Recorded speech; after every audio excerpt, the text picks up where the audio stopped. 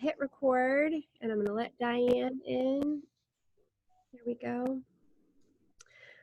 Okay, so like I was saying, this is gonna be where my canvas is, and then right next to my canvas is where I keep my brushes, right on my paper towel, and then I keep my cup of water. I just use an old mason jar. But I keep everything right here, and then I put my palette right next to me here. I'm right-handed, so that way I can do all of I can pick up my brushes, I can wash my brushes, and I can mix all my colors right here, and it's super convenient. So that's just the way I do it, but set up however it's gonna be most comfortable for you. If you are drinking anything tonight, wine, coffee, tea, water, whatever, I recommend putting a lid on it. I have the tendency to put my paintbrush where I think my water cup is, but it's really a cup of coffee or something. So save yourself a headache, and or put your wine like way over here, somewhere very different, whatever it is. Because I've ruined a lot of good drinks that way. Okay, so I'll give you guys all a minute just to get set up. For those of you with ultimate kits, we're just going to be using our background brush tonight. We're going to be using a size 5 round, and we're going to be using a detail brush. Now, the cool thing about having an ultimate kit is you have your whole set of brushes, so you are more than welcome to experiment tonight. Grab whatever brush you want to and practice using it. You know, you can come up with all kinds of different brush strokes and all kinds of cool things. If you aren't a fan of using round brushes, switch over to your flats and use your flats and see what kind of marks you can make with those. We're working with flowers in nature, and so it's a very forgiving painting, so you can do all kinds of things. So anyway, I'm gonna let you guys just kind of finish getting set up. Like I said before, it's a small class tonight, so I think everybody is in right now. I am recording the class, so if at any time you need to go, don't worry about it, because I can send you the recording and you can pick right up where you left off and go from there. But this shouldn't be more than a 2-hour class. It's pretty easy to get through all the different steps. There's a black background, and the cool thing about a black background is that it's very easy if you make a mistake to just let that area dry completely and then paint right over it with black paint, and it's like it never happened. So if there's an area of your painting that you don't love, you can always redo that, and that makes it really easy. Okay. Let's see. The only other thing I have to mention is just we are using acrylic paint tonight. I know a lot of you have painted with me before, so you already know the drill with this, but this particular kind of paint in this kind of a class, I don't like to mix water with it. 2 things happen. One is that the paint is already pretty transparent, and so you'll hear me when we're teaching. I like it when we can put on really thin layers. They will be transparent layers, but they will dry really quickly, and we just keep layering to make something opaque. But if you add water to your paint, naturally it will not dry quickly, and it will become even more transparent. So try to avoid the habit of taking your brush, dunking it in your water, and then mixing it in your paint. We want to keep our paint nice and thick and bold. So try to avoid that. Now, you might have leftover paint after tonight, and that's great. I highly recommend that you take that paint and you experiment, mix a little water with it, grab a canvas, see what happens. It's really cool to play around when you have a lot of time. But for the sake of the class, I want to get this done, you know, within about 2 hours. And there are a lot of steps to go through. So let's skip on the water and just use the nice thick bold paint. Okay. Okay, so let's see. If at any time you have a question, by all means, it's just a couple of you guys up here tonight, so I'll keep you guys all unmuted, and you just unmute yourself whenever you have a question, okay? So that keeps it really, really easy. I won't mute everybody. You just be responsible for muting and unmuting yourself. If for some reason I don't see you and you are trying to talk to me and you can't unmute, just, you know, do a dance, shake around, whatever. Whatever you want to do. Feel free to show me your painting as we go on tonight as well. I'd love to see it. I'd love to see the progress. And I love it when people take progress shots and then send those to me later after the class as well. So that's always really fun for me because I miss being with you guys in person. So, okay, well, if anybody has any questions, now's a great time to ask. Otherwise, we're just gonna jump right into this, okay? All right, cool. So we are going to take our largest brush. This is our background brush. It's called a wide flat brush. And we're going to take our black paint and we're just going to cover our canvas. So I'll show you what that looks like. I'm just getting my paint right in here. And I'm going to pick my canvas up, but you don't have to. You can keep yours flat on the table. And you can paint in any direction you want. You can go side to side.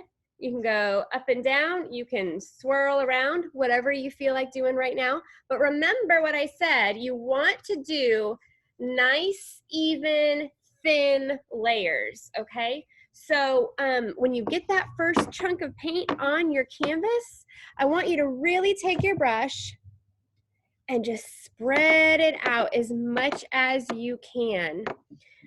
When you absolutely just can't spread out any more paint, then go back for more, okay? We really want to just get a nice even coat all the way across our canvas without any gobs, okay? That's our goal. We don't want any gobs of paint. The other thing that I would really like you to do is I'd like you to paint your sides, all of your edges, so your side edge here, your bottom edge, your other side, and your top edge, okay? Cover those as well with black paint. It's just really nice craftsmanship. It'll just look really polished and finished when you're done with your painting. You won't have to get it framed to put it up on the wall, because I know all of you are going to be super proud of your paintings at the end of the night and you're going to want to hang them up on a wall, right? So yeah, that way if you just paint the edges, you won't have to worry about any of that kind of stuff, okay? It'll just be nice and ready to go. The other thing you'll notice is you might have a couple of little white dots kind of popping through your canvas. And if that's the case, it's just because these canvases, they have a nice tooth to them. It's called tooth. It's just really the texture of the canvas. Don't worry about that too much. Don't try to get every single little white dot if those are coming through for you. You don't have to worry about that too much, because what's going to happen is this is such a busy composition that surely a flower or a leaf or a word or something is going to be painted right over those little white dots that are kind of showing through. And if at the end of the class you do actually still have a couple of those little texture dots coming through, all you're gonna have to do is just take your small detail brush and a little black paint and just dot them out real quick, so that it won't be an issue and it's nothing to really get caught up on right now. The background is really great just to kind of get you used to painting, used to this paint, used to using a paintbrush. And you don't really have to think too hard about this because it's just black paint, okay? So I'm gonna give you guys all a moment to kind of just finish up covering those backgrounds. Okay, I'm almost done, but I am a fast painter, so don't feel like you have to keep pace with me. In fact, that's another really great thing about online classes, is that you can really just kind of just go at your own pace. If you are a little bit behind, just look up every once in a while to just see what I'm doing and then go back on your merry way at your own pace, okay? So one thing I'm going to show you is my canvas is totally covered, and I know you're probably still working on covering yours, and that's great, but I have not added any paint to my brush, and I'm going to take my brush and I'm just going to kind of sweep the surface. So I'm just being very quick. I can do long brush strokes back and forth like this, or I can just be kind of quick and sweeping. Okay, and what this is going to do is it's going to dry your canvas a little bit quicker, and it's going to pick up any gobs of paint that you might have left on your canvas that you didn't see, and just kind of spread that out for you. Okay, so I did those nice short brush strokes, and now I'm gonna do some nice long ones just to be nice and even. And I can see, because I can see the light that's kind of shining down on my canvas, I can see where it's a little bit wet and where it's not. And so I can just take my brush and just kind of wisp right on over there and kind of clean that up a little bit. Okay, and when I am done, I'm gonna take this brush and I'm gonna stick it right in my water cup. Okay, and I'm not gonna swirl it around. I'm just gonna stick it in that water cup. If I swirl it around, it's just gonna turn my water black, and that's not an issue. It's not a big deal, but I like to have pretty water as long as I can, and you'll find with me, I hardly wash my brush anyway. So, although, tonight we might actually wash our brush quite a bit because we do have a lot of different colors we're using, but anyway, if at any time you find yourself not using a paintbrush that you have already used, it has paint on it, just go ahead and stick it in your water cup. That's super important so that the paint doesn't start to dry on your brushes and get all crusty. Sometimes it's really hard to clean your brush at the end of the class if the paint has been drying on there and kind of caking on the bristles, okay? All right, so I'm gonna give you guys a few more minutes just to finish up those backgrounds. If you do have a very wet canvas, you can do one of these numbers where you just take it and you wave it up and down like this and let it dry. You can also take a blow dryer to it. There's lots of different things you can do, but like I said before, if you're applying this paint in nice thin layers and you're doing that dry brush technique afterwards, you should not have an issue with this drying pretty quickly. So we'll just give that a minute or so, and I'll check up here and see if you guys need more time. Okay.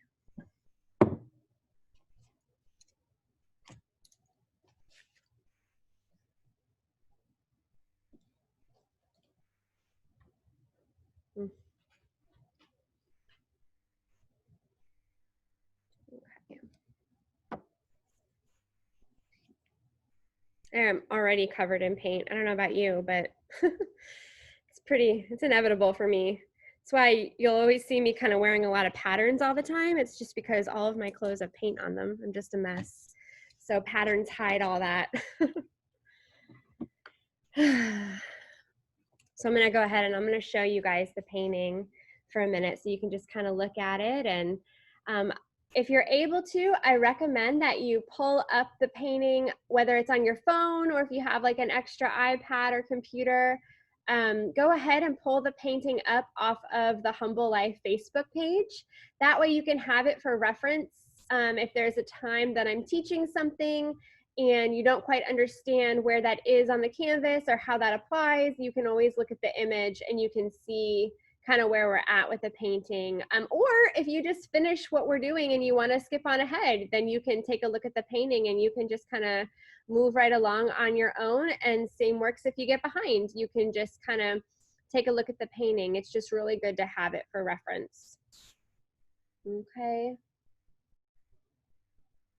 Another thing to be thinking about too is the wording that you would like in the middle of your canvas. I'll teach a little bit about wording at the end of the night, but you do not have to write words in the middle of your canvas. Tonight, you can wait till tomorrow or whatever you want to do.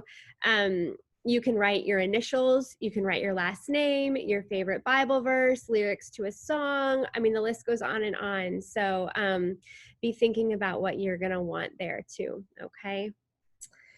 Okay, so I'm looking at my canvas and I can see, there might be one or two areas where it's just a little tacky, but overall, like I'm lightly, brushing my hand across it and it's pretty dry.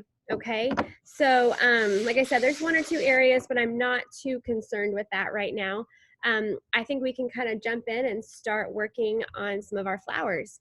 So like I said, keep your background brush in your water. We're not going to touch it for the rest of the night.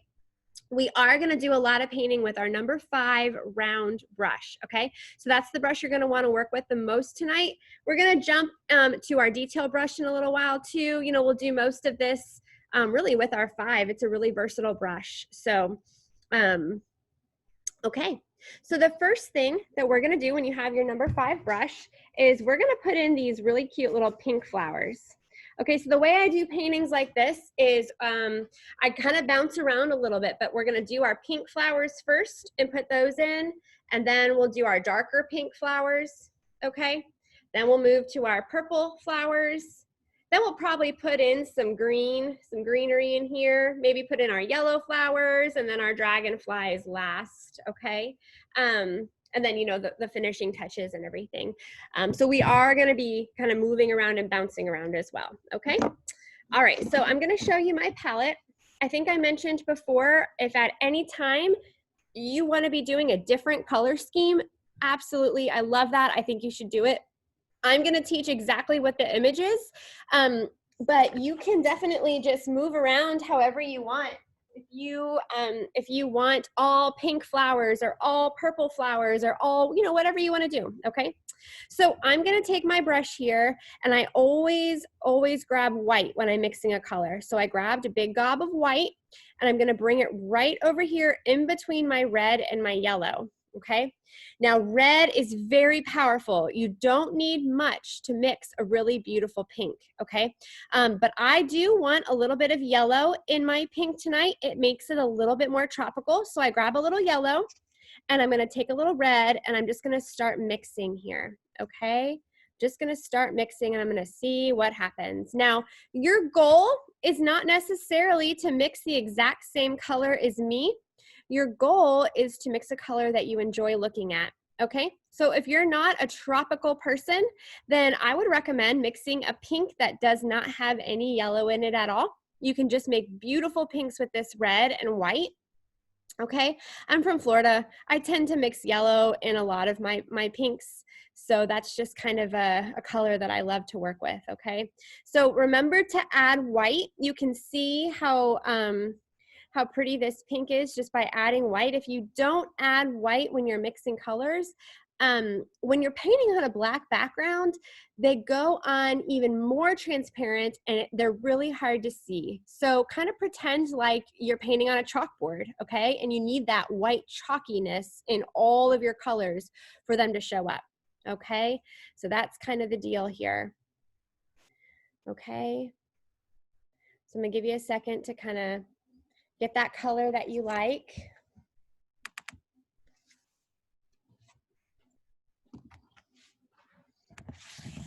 Okay.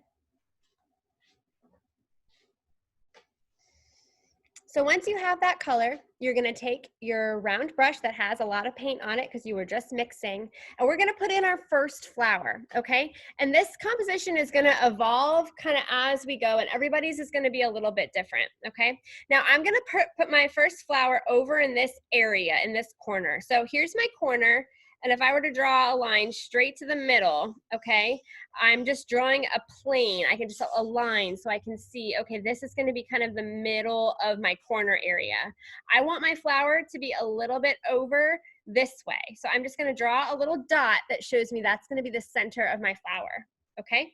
Once I have my dot, I'm gonna take my brush. Now this brush is great for flowers because it's already kind of the shape of a petal, and you can take it and you can press it down and pull into the center of your flower twice, one on either side, kind of making like parentheses that touch, and you get a beautiful petal shape, okay? So I do that, I turn my canvas because I'm holding it. I do that on all 4 sides, okay? This way I can kind of see if my petals are all the same length, and you can tell they're not. This one's a little bit shorter, okay? So I'm gonna make this one a little bit longer, okay, and pull it in. Now I sort of have like a map. I can go all the way around my flower, and I can pretty well make all my petals the same length, okay? So now I'm gonna go right next to it and pull in another petal and another petal. And I'm just gonna work all the way around, making my parentheses. And you can do as many petals in between as you want. You can do 2 or 3, you know, whatever. It doesn't have to be the same every time.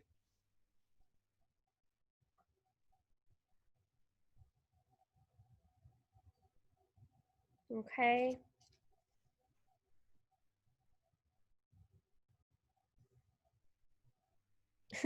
And even though I mapped out my size of my petals, I'm still a little wonky.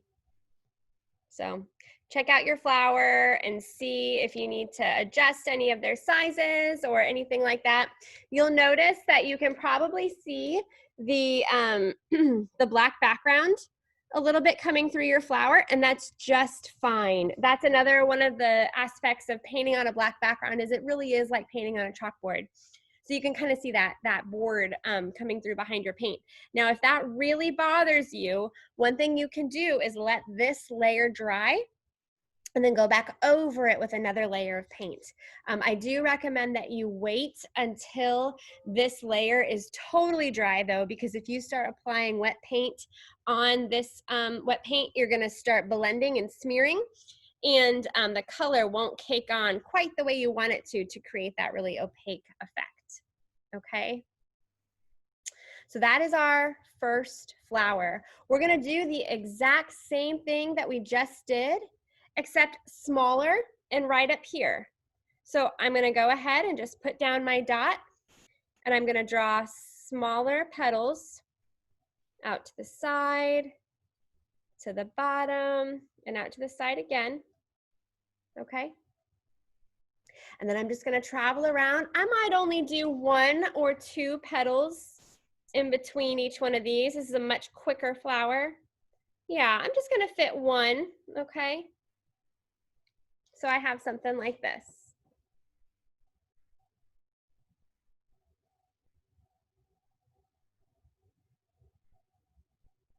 Okay.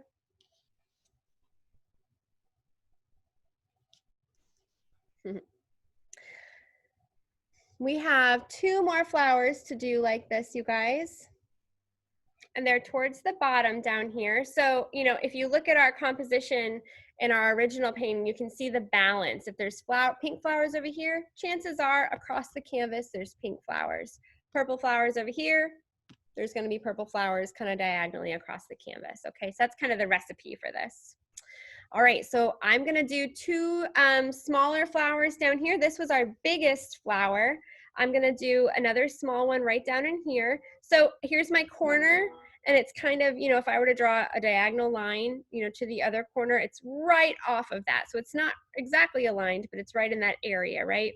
And I'm gonna do the same thing as I'm just gonna draw in my petals. Sorry if my hand's in the way. And then I'm just gonna travel around. I might just do two petals in between each one.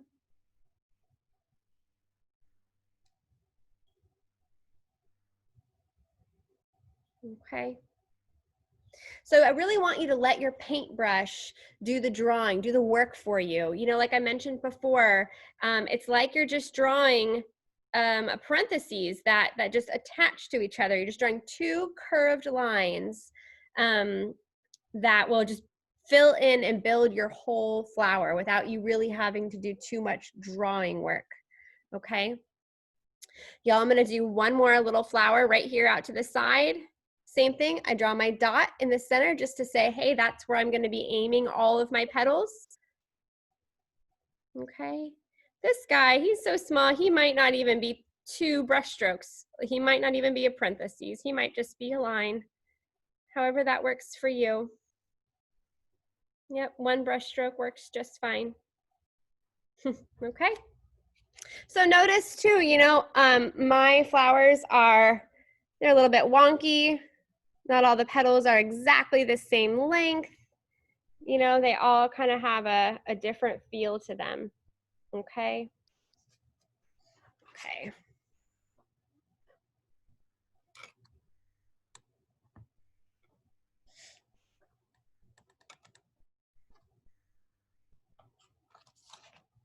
I'm going to give you guys just a second on those. I'm going to show you my palette here.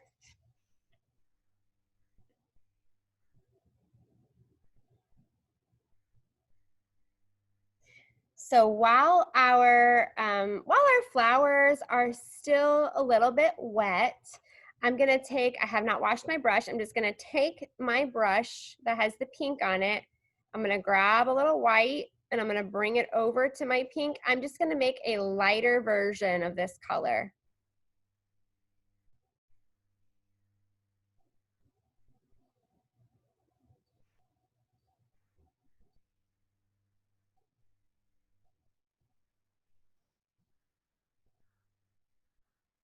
Okay, just a lighter version. You want contrast. And if you can see, I don't know how well you can see, but my palette, my paint in here is marbled, okay? It's not completely mixed together. You can see white, you can see different shades of pink, you can see my dark pink, you can see all of it, okay? I really love to paint with a marbled, paintbrush. You can probably see my paintbrush too. It has all the different colors on it. I love doing that because when I start painting with that, I get really pretty streaks, especially when I'm working with flowers. It just adds this other element to the painting that's just, I think, really wonderful. Okay, so when you're ready, you're just gonna take that color, that lighter version. You're gonna do the same exact thing you did by drawing each of these 4 flowers, except you're gonna do it on the inside of your flower and you're just gonna do it smaller. So you've already made your roadmap for your flower, okay? So I'm just gonna draw on the inside just a lighter color. And you can pull 2 brush strokes or 1. I'm doing just 1. See how I'm just doing 1 brush stroke? I don't know, maybe my hand's in the way, but see? I know the lighting is kind of funny right now. When the sun sets, it'll be better in here. Okay, but you can see I just did that layer. Okay, so I'm gonna go around to each of my flowers. And this part, you know, it doesn't take too long because you've already drawn your flowers. You don't have to think too hard. And you're pulling from the outside of the flower in. Okay, that's what makes the edge of your flower have that nice rounded tip. Okay, I'm gonna grab a little more paint. And here I go, I'm gonna just start here. Okay, so just a smaller flower on the inside.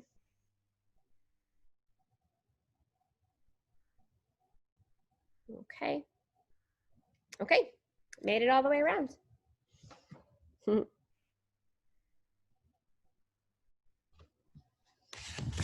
right.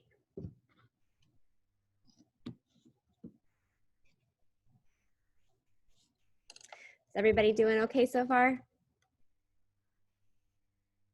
Looks like you're concentrating, that's good. Okay. So, April, can you show what is on the inside of that top flower? Can you show the picture? the inside of the top flower, you mean like this flower right here? Yeah, that different color that you were mixing. Sure, sure. So I'll show you my palette. All I did was take white and I just made a little pile next, right in my pink. I just mixed white, okay, just to make a lighter version of that color, okay? And then I did the same exact thing in my inside of my flowers. So you see that just lighter version of the flower on the inside? Yes. Okay, yes. Yep. And it's, instead of pulling 2 parentheses together, it's just 1 brush stroke. You can just pull it right in and it goes all around pretty quick. Okay? Okay. Okay. I'm gonna show you guys the canvas real quick. I'm gonna go close the blinds a little bit more for just a second, see if I can get the lighting a little better in here.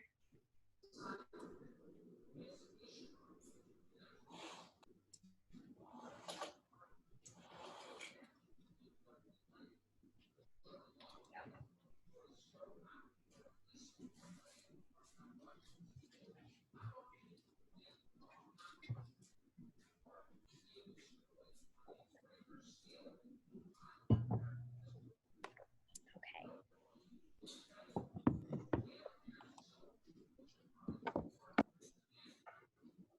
All right, you guys.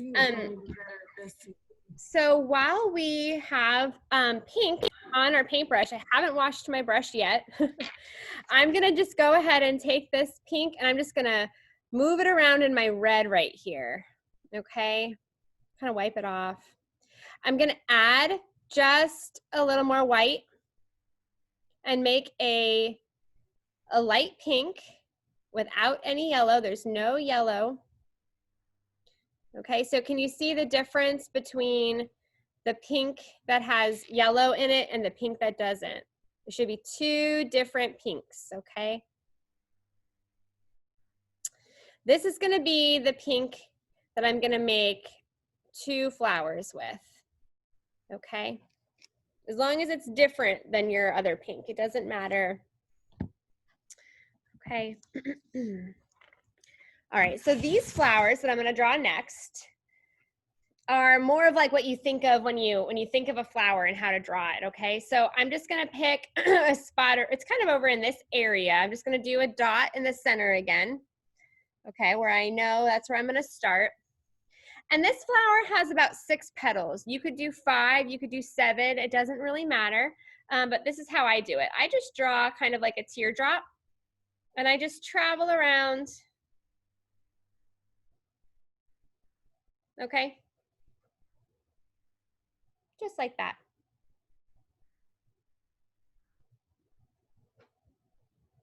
Once you have that shape, you can just fill it in.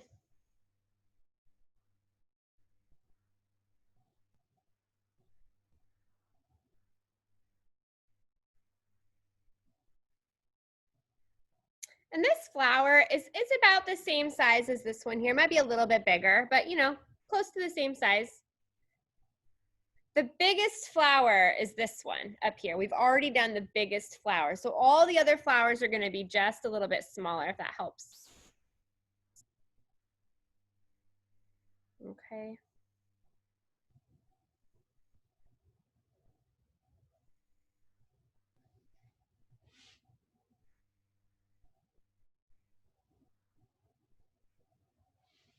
So I have the same kind of flower, only smaller, across my canvas over here. So it's not exactly like if I were to draw a line from this flower and go all the way over, I would go down. Okay, I don't want it to be perfectly aligned with this flower. So I'm over and down, and it's smaller. So I'm gonna do the same thing. I just draw a little dot where I know I'm gonna kind of launch, and then I just travel around and I do as many petals as I can fit. This one got 5 petals. My other one got 6. No big deal. And then I'm gonna fill it in.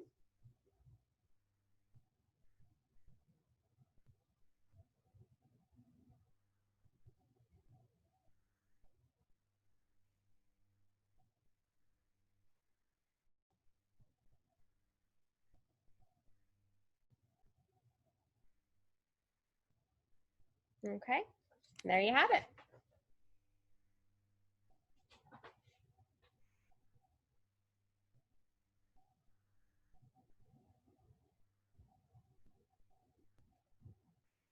Okay, so I'm gonna let those dry for just a minute. When the paint is like halfway dry, I call it being a little bit tacky. So when the paint is a little bit tacky, that's a good time to take another layer of paint and kind of press it in there if you want a little bit of a thicker color. Okay, that's kind of what that looks like. Okay, I'm not gonna wash my brush yet. I'm gonna take a little bit of that pink. I'm gonna put in 3 tiny little flowers and they're right up in this general area, okay? And the way I'm gonna do this, I'm gonna get you real close so you can see how I do this. All I have is, I have kind of a gob of paint on my brush. I'm just gonna take it right up here and I'm just gonna kind of like press my brush and roll. Just in like create a blob.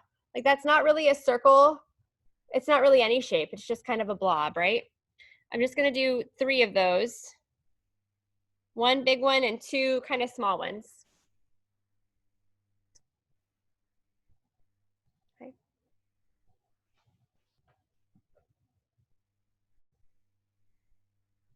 And now I'm gonna wash my brush. So the way I wash my brush when you're ready, I just take my water cup, I stick my paintbrush in, and I just swirl it around. Okay. Now it's really important when you take out your brush to wipe the water off. And I sort of take my paper towel and I press the bristles, okay?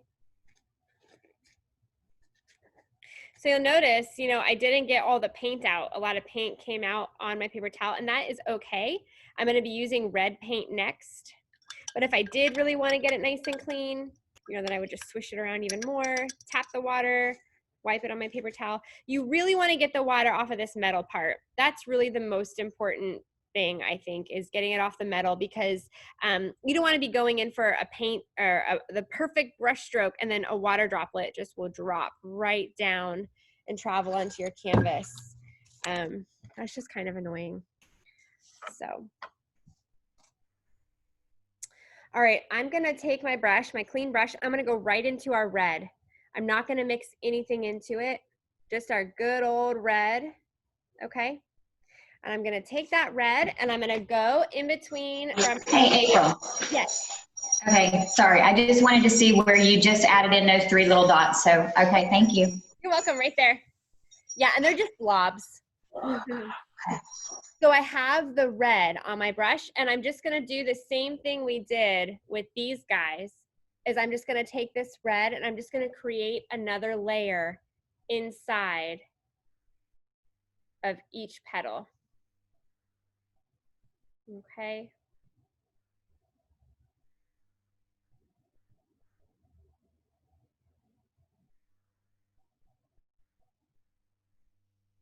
You see that?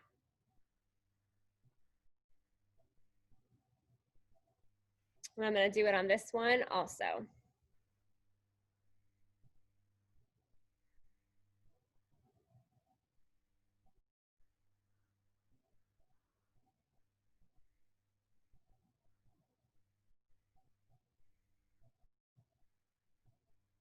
Okay.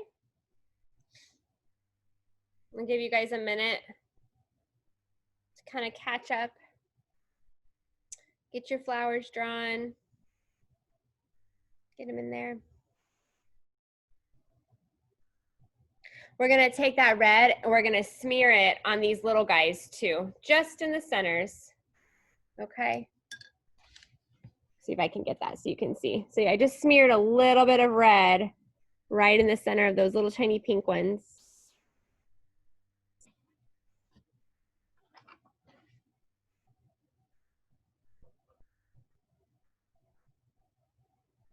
And actually, you know what? I noticed there's one more little tiny pink guy right down here that I didn't see. And it's just a little blob as well. So I just smeared that on there. Just one of those. So when that dries, you can take your red. I might just do it now and you can press it right in there. Okay. So there. Then you can drop your paint in the water. So this is where we're at. I'll hold this up for a minute so you can kind of see if you need to catch up.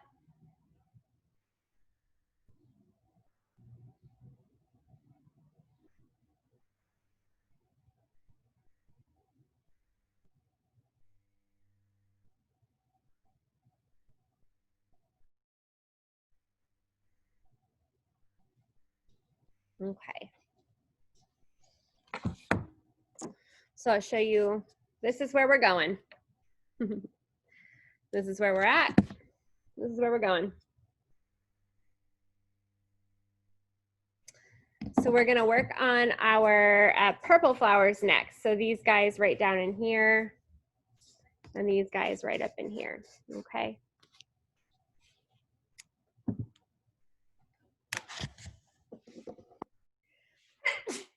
Excuse me. Okay. So we have purple on our palette. I'm gonna wash my brush real quick, get that red out of there. Get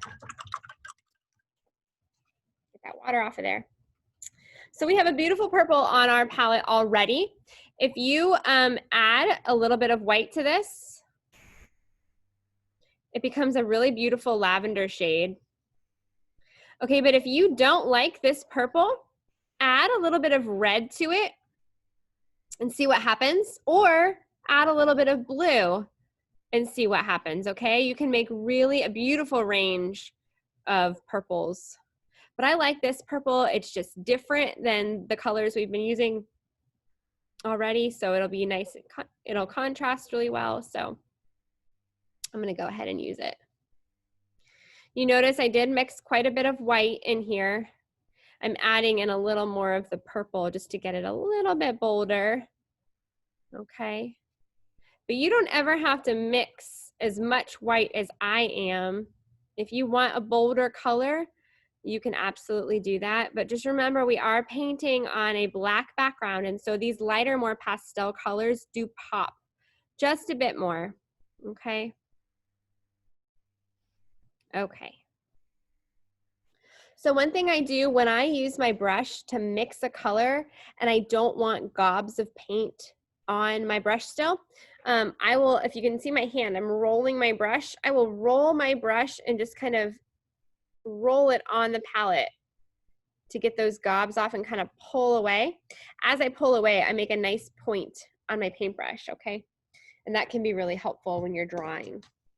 And we're gonna draw in some flowers next. So let me get resituated here. Okay. All right. So I'm going to walk you through these purple flowers, okay? And so this is where everybody's composition is really going to start evolving. Okay, so we definitely know we want purple flowers up in this corner and then down in this area too, okay? It's just about balance. Now we have two flowers up here, okay? So this is how I'm going to draw the first one. The first purple flower is sort of aiming this way. It's like going up that way, okay? So I'm going to draw a teardrop shape just like that. You can see that. And then I'm going to draw one out to the side this way and then one out to the side this way.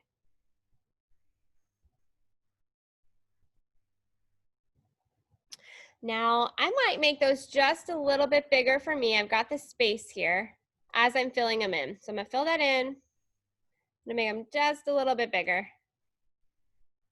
Okay.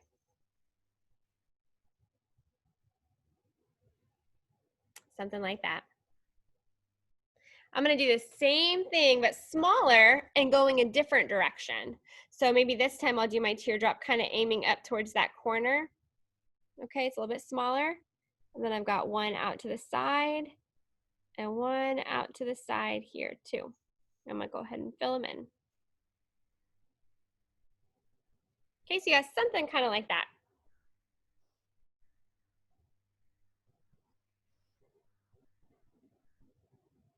Okay, we're gonna let those get kind of tacky.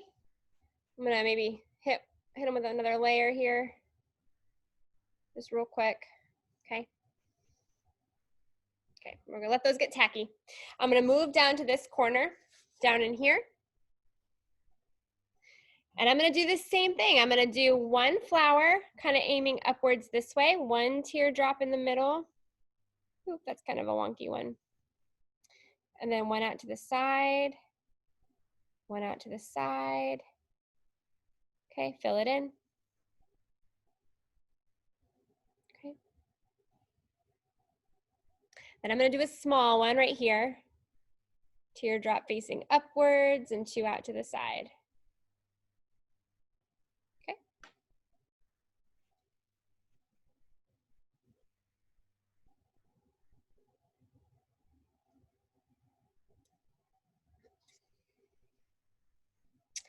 I'm just going to put one more layer in there because I know my paint's pretty dry. Just kind of press the paintbrush in and pull inward. Okay.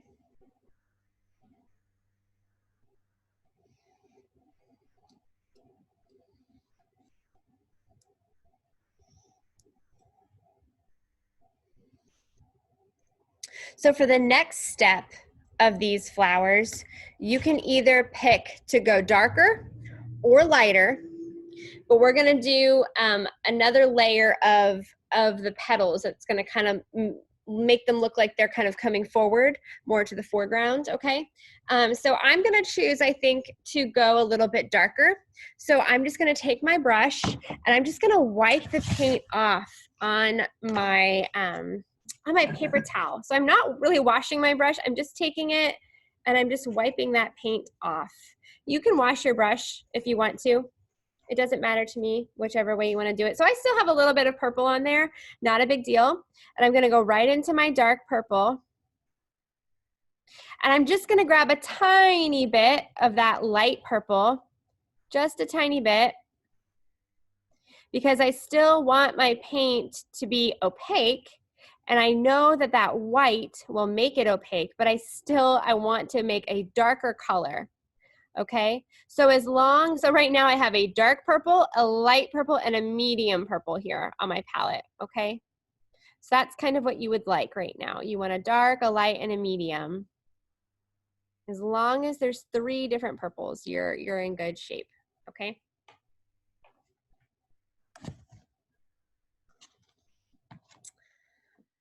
All right. So I'm gonna walk you through this step with these flowers and then we'll take a break and you can kind of catch up, okay? So I'm gonna take my darker purple and I'm gonna go, see if I can get you a little bit closer. I know these are tiny here. I'm gonna draw like kind of a circle, I guess, right here. I don't know, can you see that? I know it's kind of hard to see with the lighting here, but it's kind of just a circle there, okay? Then I'm gonna try to do another layer on there. Then I'm gonna go out to the sides again with those teardrop shapes.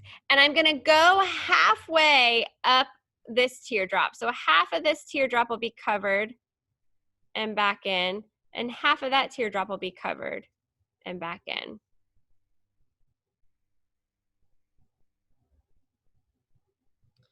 Okay.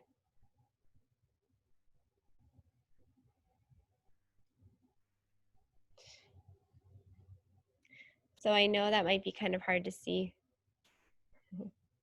It'll make sense later, I promise. I'm gonna do the same thing on all of my flowers. All my purple flowers.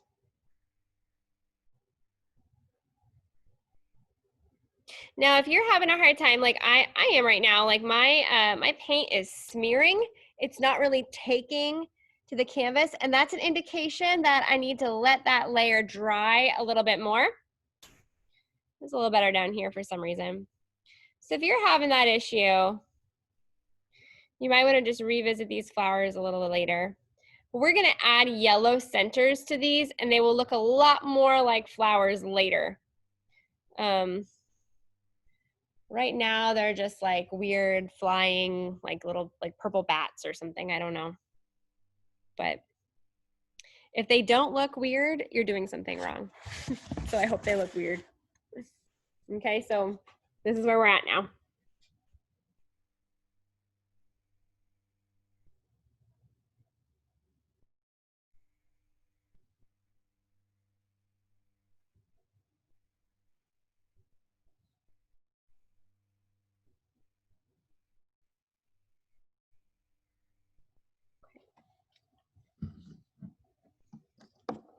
I'm gonna wash my brush, okay?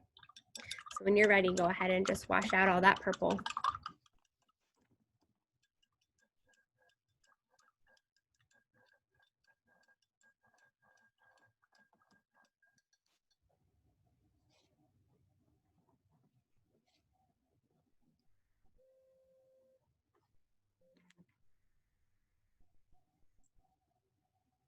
All right. Everybody doing okay? Everybody getting it? Okay. If y'all have any questions, feel free to let me know. I just put my arm in paint. Tell you what.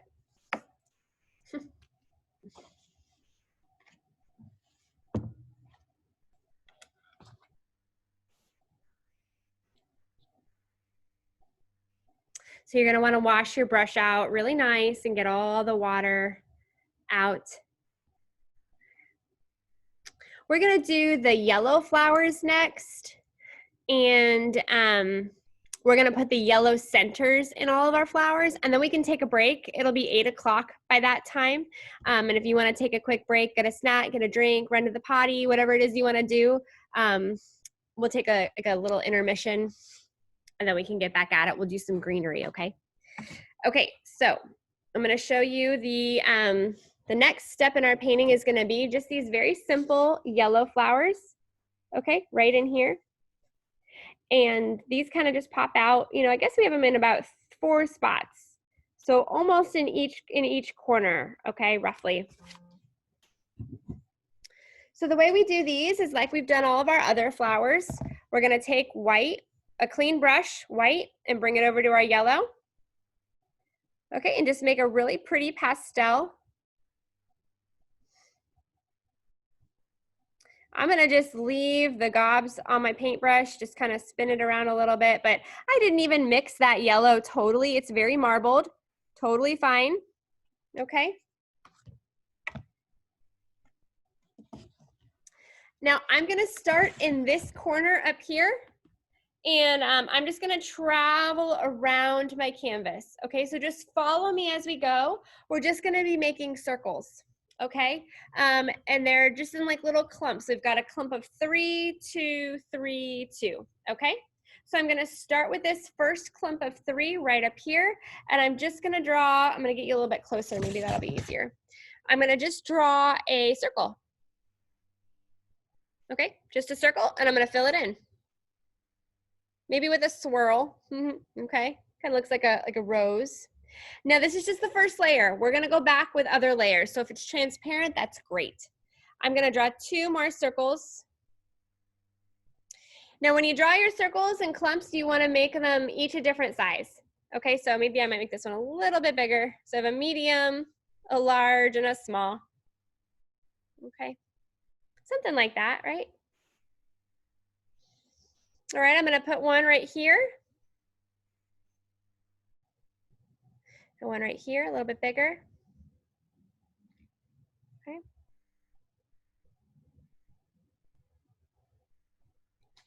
All right, now I'm gonna put some right over in this area. Now, my composition's a little bit different than my original, I can tell.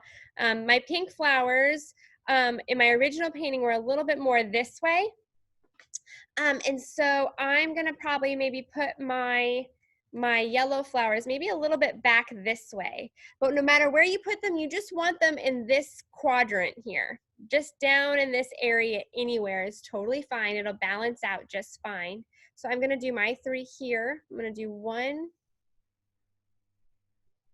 2, and 3. Okay. I have a fern that comes in right here. So I wanted to leave space for that guy. That's why I put them more over here. Okay, but we can remember, we can fit these ferns and these other green leaves in anywhere, okay? My last little group of yellow flowers is gonna be right here in this general area. So I'm gonna put them right here. I'm gonna do, let's see, I'll do 1 here. And I'm gonna do 1 right here. Okay.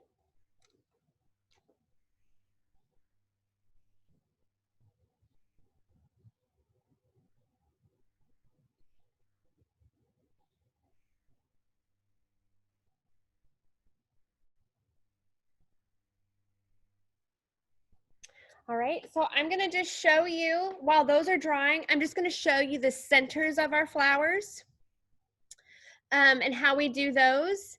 And then after we finish the centers of our flowers, you can go ahead and you can put another layer of yellow on these, and then we'll take a break. And that'll kind of allow you just to let your brain rest for a second or catch up or whatever you need to do there, okay?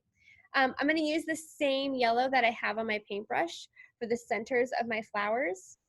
And I'm gonna start right up here with this pink flower, our largest flower. And I'm just gonna take this yellow and I'm just gonna touch it to the center and pick up my brush. So I'm just touching and picking up like so, okay? That's gonna leave, I'm gonna just repeat that over and over in kind of a circular area, right? But that's gonna make a different shape than this. right? This is a definite circle, and because it's swirled, it almost looks like a rose kind of folding around in itself. But when I'm touching the center of my flower here with my paintbrush like this, it's creating more of a texture. Like the tip of my paintbrush is almost like a stamp, and I'm pressing over and over into the center. See if I can get that really close so that you can see what I mean. Do you see that? It's like a sponge texture next to this, which is more like a rose. Sponge, rose, sponge. Okay. So I'm doing that by taking my brush. I'll do it at a side this way so you can see. And I'm just dabbing right into the center, touching my brush straight on, okay, like so. Okay. So I'm going to do that for all of my light pink flowers. Just go right into the center. Now you can make the center of your flowers as big, as wide as you want. I think the wider you go, the more whimsical your flowers can look, more folky. So it just depends on the look that you're going for. Okay, I'm being pretty normal for me normally. Normally I make my centers of my flowers really big, but tonight I'm just going to keep them kind of normal. Okay, but do them as big as you want. It's kind of all about style. Okay. So I've got all of my light pink flowers. I'm going to do the same thing for my dark pink flowers, okay? Remember, I'm just going to show you all of this and you can do it at your own pace. You do not have to keep up with me. Okay?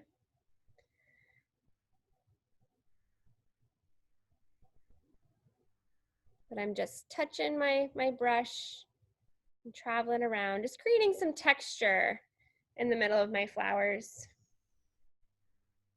Okay? And then also don't forget about your tiny pink ones up here. I'm just gonna touch one time to each flower. Once, just like that. And then down here to this little guy, just one time. Okay. So I've got kind of something like that going on. Okay.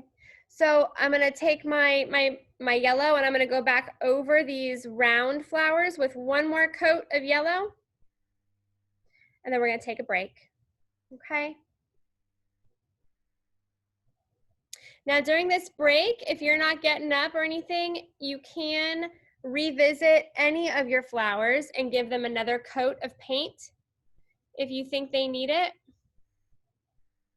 And when we come back, we'll work on our purple flowers a little bit. We're gonna add a little more texture to those and our yellow centers as well. And then we're gonna start working on some greenery. I love doing greenery, so I'm excited for that, okay? So I'm gonna go ahead and I'm just gonna prop up this painting for you to look at the finished one. Okay, so you can see kind of where we're at and where we're going. If you want, I can get an easel and I'll show you where we're at too. So I'll get one more easel and I'll prop up this one so that you can kind of see them both, okay? I'll be right back with that.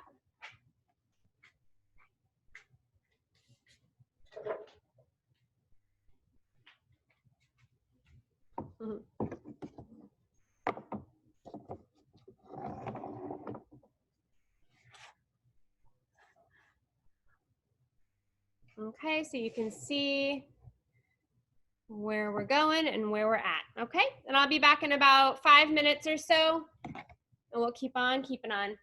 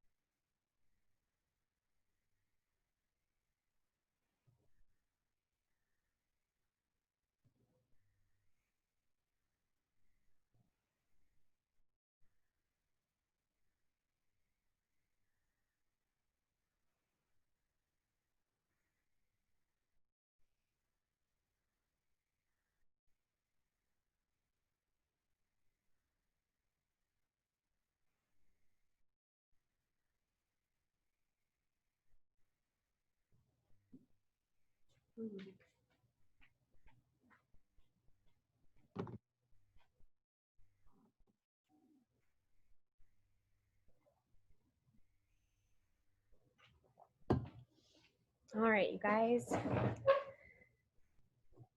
I don't know if that was a total 5-minute break. It may have been like a 3-minute break, but did anybody have any questions with anything, or is everybody doing okay so far? Okay, if you have questions, remember, just go ahead and unmute and let me know what's going on. Okay, you can also feel free to show me your painting or send me a message in Messenger, any of the above. Totally fine with me, okay?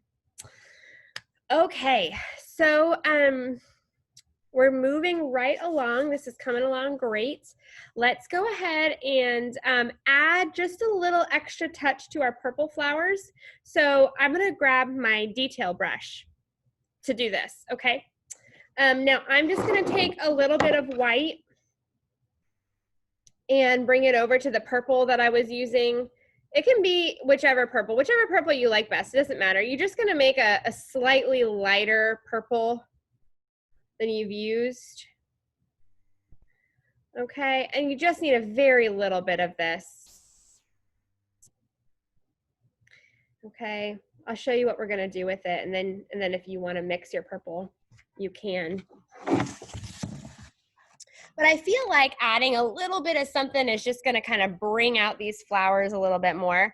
So I'm gonna take this and I'm just gonna kind of almost outline, give a little bit of a highlight to these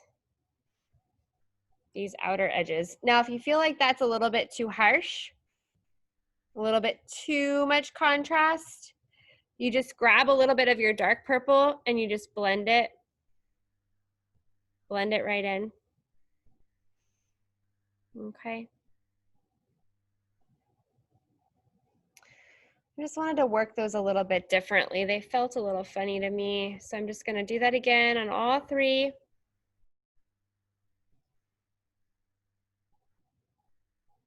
Also, adding another layer to them being totally dry is super helpful. Okay, those back 3 petals, I'm not even gonna look at. I'm not even gonna acknowledge. It's these front 3, okay, that I'm just adding a little texture, a little extra color to. I'm gonna do that down here also.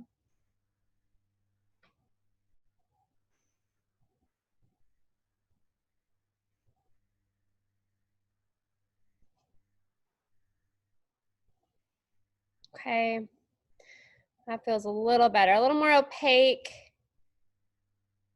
a little bit more better shape to them. Okay.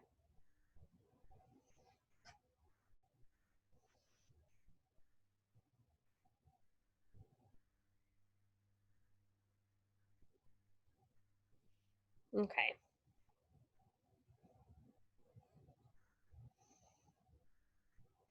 I'm gonna wash this brush real quick, get the purple off of it. And right when I have it dry, I'm just gonna pick up a little bit of that super light yellow that we had. And I'm gonna add a little bit of yellow. Now I'm gonna go to the very center petal, okay? The one in the front center. And with my detail brush, just right at the top there, I'm just gonna add a couple little little dots up there, a little dashes or dots. So it looks like they're just peeking up over that petal. I'm gonna do it right here too. Okay, it looks like they're just peeking up over that middle petal. I'm gonna do that down here.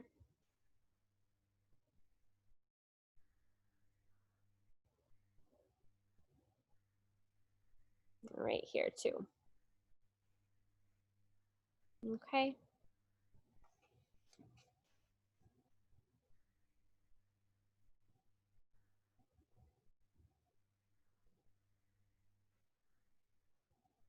Okay.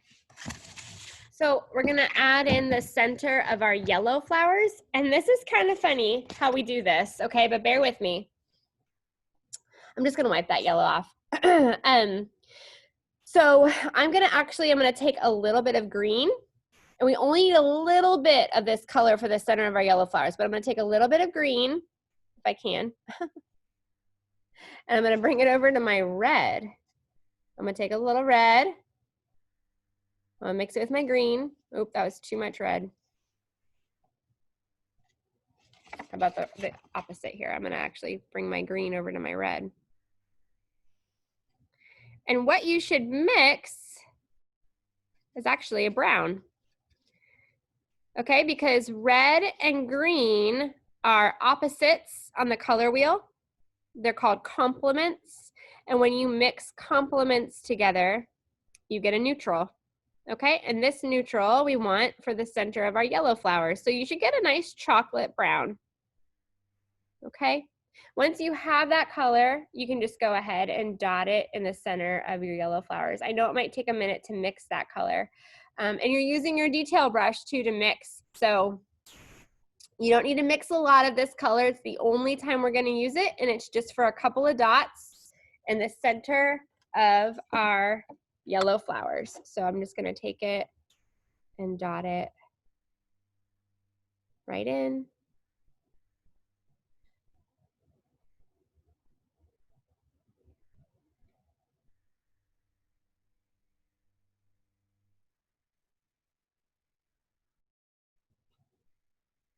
So now you know if you're ever painting and you don't have any neutral colors and you need to make neutral colors, all you gotta do is mix a complement. This works too with purple and yellow, which is fun, and then blue and orange too. They all make slightly different browns. Okay, cool. When you're done with that part, you can go ahead and wash out your brush.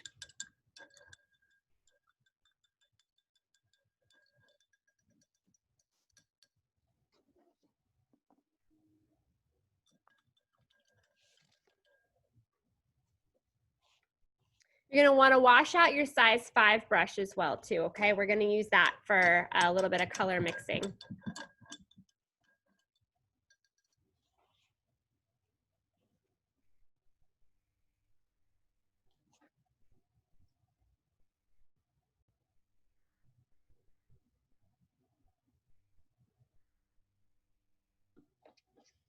All right. I love doing leaves. I think leaves are so much fun to do, and I love all the different shades of green that you can mix. There's a couple of different shades of green that we're gonna use tonight. There's a slightly more bluer green, a slightly more limey green, and a good, just pretty normal light green that we're gonna use, okay? But once again, kind of like the whole flower thing, just be mixing colors that you like and that you enjoy looking at, okay? So if you just love the more tropical colors and the tropical greens, then that limey yellow green that we're gonna mix, you're probably gonna wanna use a lot of. But if you're more of a jungly person, you might gravitate more towards your blue greens, okay? So here we go, we're gonna mix our first green. So I'm gonna grab actually a little bit of yellow, bring it over to my green, grab a little bit of white, bring it over to my green, and just start mixing those two together.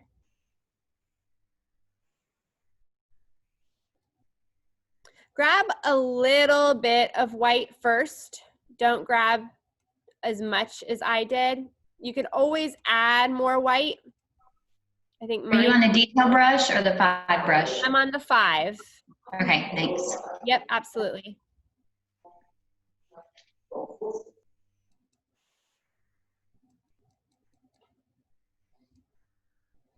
Okay. So that's a pretty green. We'll use that. Might add a little bit more yellow. A little edgier. There we are. That's what I was looking for. Okay.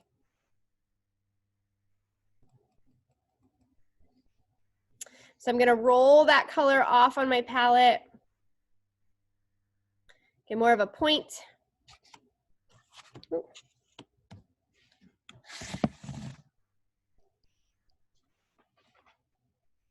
We can start putting in a couple of leaves here, okay?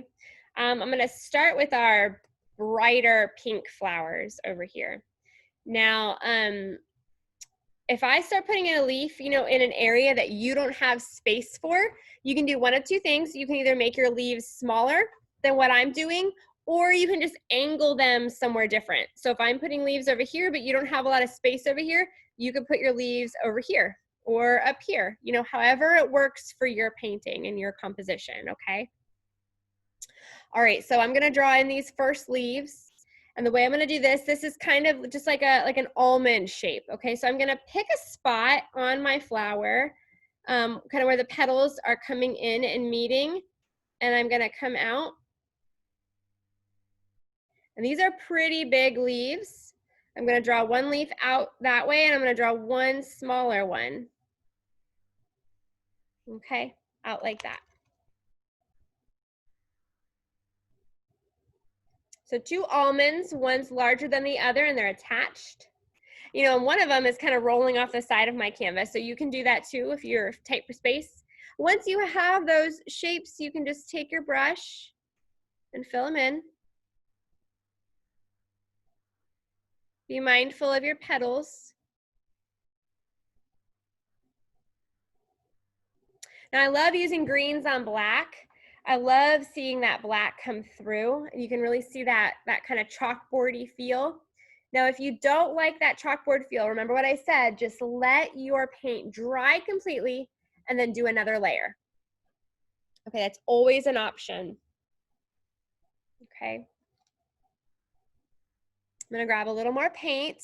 I'll move this over here. You can see it better. Okay. And I'm gonna do the same idea, only over here on this little pink flower, okay? Pick a spot, draw a larger almond and a smaller almond, and fill them in. Okay.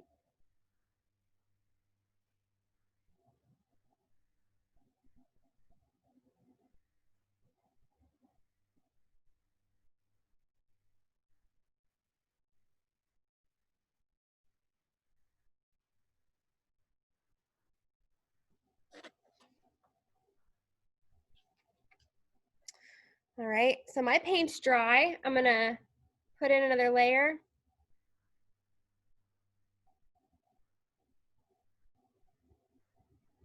That second layer always goes so quick. You just sweep right on top. Okay.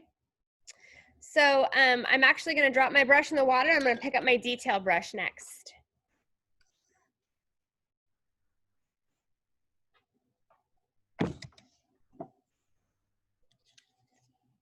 We're gonna do these ferns next. Okay, there's 4 of them, 1 in each quadrant. And you'll kind of just have to put these in wherever they fit best for you, okay? Everybody's is gonna be just a little bit different, okay? So I've got my detail brush. I'm gonna use this same green, okay? But when I pick up my green, I really only want a tiny bit of paint on my brush, okay? So you can see if you look closely, my whole brush is not covered in paint. It's just the very tip top of my brush. It's very important that when you're drawing this first stem, you get a really nice fine line. And you do that by having a little bit of paint on your brush and barely touching the canvas, okay? You want the lightest amount of pressure possible. So when I do this, I'm gonna draw mine right in here. I'm just gonna touch my paintbrush to the canvas and just lightly drag it along. Just very lightly pull it so I get that small little line, that little curve. Once I have the right curve, I can go back and I can press a little bit harder, okay, and make my line just a little bit thicker, okay?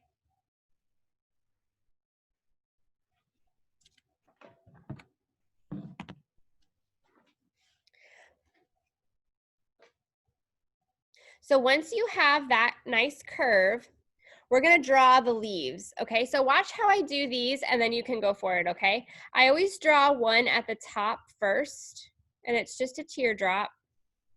Now, if you're drawing in this area, I want you to be mindful of your center here. Remember, you wanna keep space open here for your words, okay? So I always draw my teardrop at the top, and it is a teardrop shape, okay? And then I go out to the sides, I go down a little bit of space, and I draw a teardrop out to the side, kind of angled upward, and then I mirror that on the other side of my stem. Okay, so I have the same shape mirroring. Then I give it more space, and I do the same thing, but it's really important that you travel down your stem before you do it again. And you kind of angle those guys upward a little bit, okay? See how we're doing? So then I travel down my stem again, angle them upward a little bit, okay? And just do as many as you can. In my original painting, I think I was able to go down 5 times. In this painting, however, I'm only able to go down 4 times. Okay?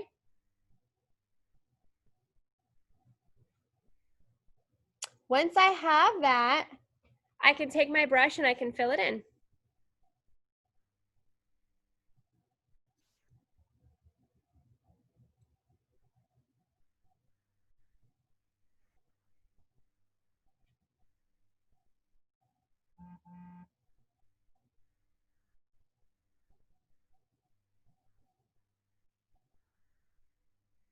Okay, moving right along. And the more you do these, the better you'll get at them. By the time you do the 4th one, you're going to be a pro. Okay?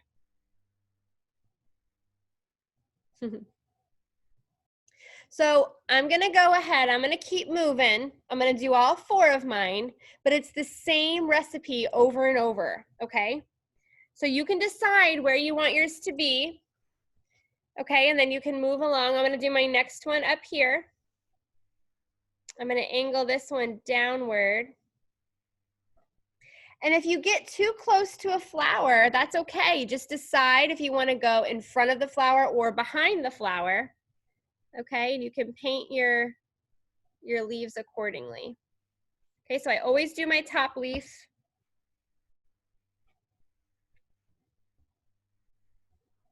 And then I'll do my teardrop. So this one, I'm going to go behind my flower here. So I just stop.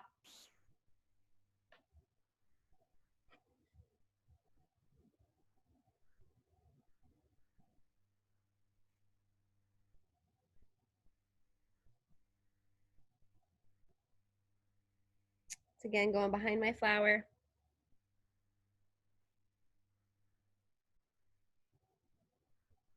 Okay, there's another one. And I'll just go ahead and fill it in.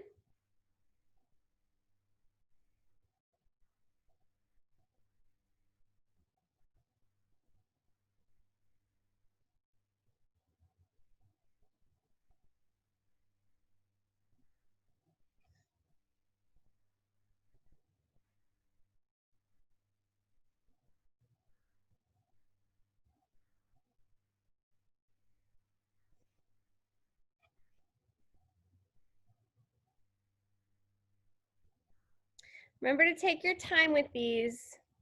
It's really what makes these so cute and so effective is really having that negative space, and that's the black space that's coming through in between your leaves. Okay, that's really important when you're trying to paint this kind of look. Okay, so instead of doing it in the corner up here, I'm gonna leave that blank and I'm gonna come down this way.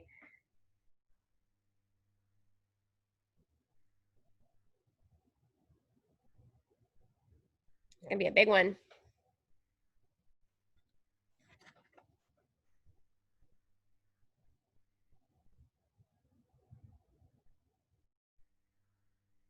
Okay, so I always start at the top, do my first one, then I travel downward.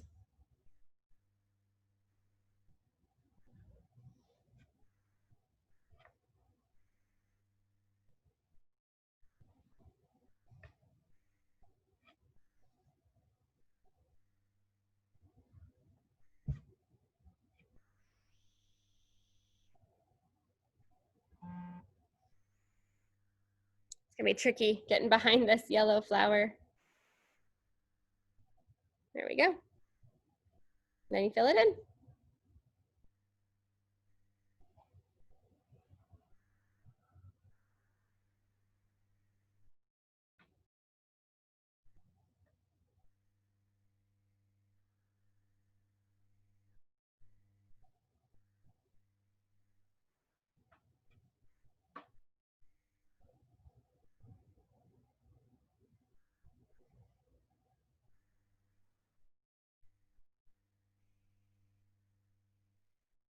Okay, 3 out of 4, and I'm gonna do one more down here in this corner.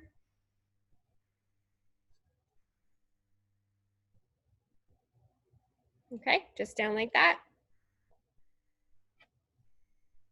Do my teardrop at the top.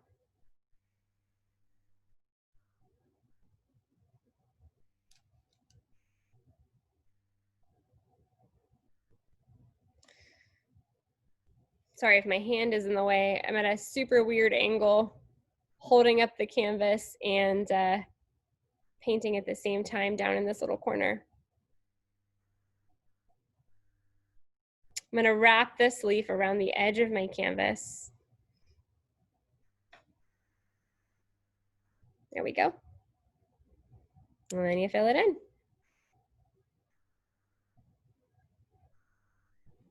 Okay. I'm gonna give you guys a minute to just finish up on these guys. Don't worry about the second coat on these until the end, because that will take a little bit of time. Okay. Not as much time as drawing them for the first time. But because you have all those little shapes, you know, it does take a little bit of time. If you are going to do a second coat, you might choose not to, which is perfectly fine also. Okay.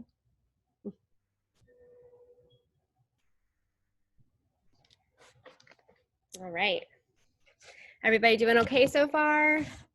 We're moving right along. I'm looking at what we're gonna do next here. I think, let's see. I think we'll do a couple of little wispy guys. I think that'll be good to do next. We can keep using our detail brush, and we can keep using this the same green if you like it. One of your options, if you just want to change greens just to change things up a little bit, is take your larger brush, your size 5, and add more yellow just to get a more tropical green, or add more white. In my case, my green was very, very light, so I am adding a little bit more yellow, and that's just going to make it a bit more, just something different, a little more tropical. Okay. Okay. So the next thing that we're gonna do is we're gonna do these little wispy guys that are down here, right up in here. Some of them are hiding in here. Okay, so they're just kind of floating around everywhere. They're really great fillers, okay?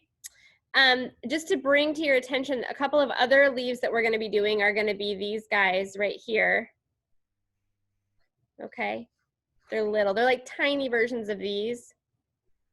Okay, so we have just 1, 2, 3 little sections of those, but let's do some of these wispies next, okay? So, all right. So these are really fun to do, I think, okay? The first couple, you know, they might turn out a little bit wonky or a little bit weird, but you just kind of gotta get the swing of it. Like you gotta do this little flip with your wrist. Try to be lightweight and airy when you do these. Sometimes people like to do these. You can do them really well with your size 5. I think they turn out really good with the size 5. They're a little bit more bold. So I'll show you the difference between using your detail brush and then using your size 5, and you can decide what kind of painter you are and you know what your hand does, okay? It's all about how much pressure you apply and how much paint you have on your paintbrush. All right, so the way I do these is I just do kind of like we do a main stem. I just do one main stem, okay? Kind of quick. You want to be quick with these. You don't want to think too much about these, okay? And then watch what I do. I just wisp out on either side, okay? Just like that. The quicker you go with these, the wispier they will look. If you go slow with these, they will look more like a branch, okay? Because your brain and your hand are slowing down so much, and you have your brain telling you, no, don't go there, turn more, it's not right, and it's gonna make it look more stagnant and almost sharp. But if you just go quickly and just trust your hand, you'll get this really nice wispy effect, okay? And so I'm gonna do a couple of those. I'm gonna do another one down here. That's a smaller one. I'm gonna do one right here. See, it's just filling in space down there, right? That's all it's really doing, just filling in some space. Okay, I might even put one right here. That's a little 3 for almost looks like a little chicken foot.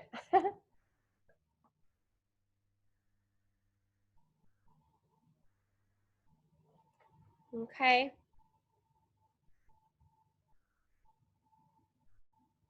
So follow me, I'm gonna do a couple more up here. I'm gonna do a longer one. Now, this one is aiming downward, but you really, like I said before, you really wanna protect this inner space, okay? So be careful when you aim downward here, not to go too far, but I'm gonna just kind of go out to the side there, right? And do my wispies. Okay, and then come in right here. Do another one like that. So your canvas is really starting to fill out now, right? It's really getting pretty. Okay, we're gonna do a couple more up here. I'm gonna go all the way out there. Nice and big. This is a really nice big one. Oh, I guess, I'm sorry. I said I was gonna show you what these look like with a size 5 too. I'll do that next. They just look a little bit bigger, a little bit thicker, okay? But you can decide by how much pressure and paint you use, how much thicker they're gonna be, okay? So, oh, shoot, drop my brush. All right, so here we go. I'm gonna do a couple more up here. Do one right here. Okay, and do one down in here.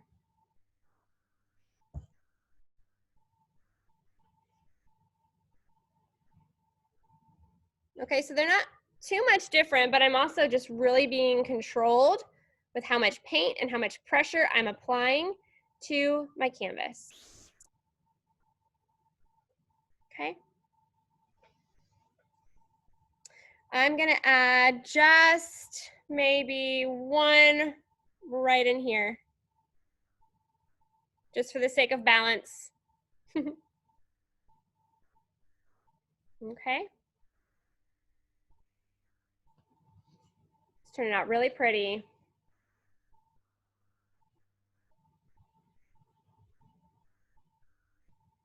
All right, you guys, I have, let's see, I have the dragonflies to show you, the tiny ferns, and these little white flowers, okay? So we're doing great on time. Now, the next thing I'm gonna teach you, I think, is gonna be the tiny ferns. And you should be a pro at these. These are these guys right up here, because you've already done these, okay? So once you've done these, you can for sure do these, okay? Now the difference is gonna be that instead of longer teardrops for the leaves, they're just smaller. They're almost circles, maybe ovals, but not totally teardrops, okay? And they can go a lot quicker. Now, once again, you can do this with your 5. I think it might go quicker if you do it with your 5, and I'll show you the technique for that. If you do it with your detail brush, what you're gonna end up doing is actually drawing all of the little leaves, whereas if you use your 5, you can use your 5 to just press against the canvas and pull and get a leaf shape, Okay, so that's the difference. You can either draw them if you want more control, and then you have to fill them in, or you can use your size 5 and you can press and pull, and it will make the shape and fill it in all in one fell swoop. Okay, so I'm gonna hop down to my palette one more time here, and I'm gonna show you, I have a clean 5. I'm gonna take a little bit of blue and mix it with my green, and take some white, of course.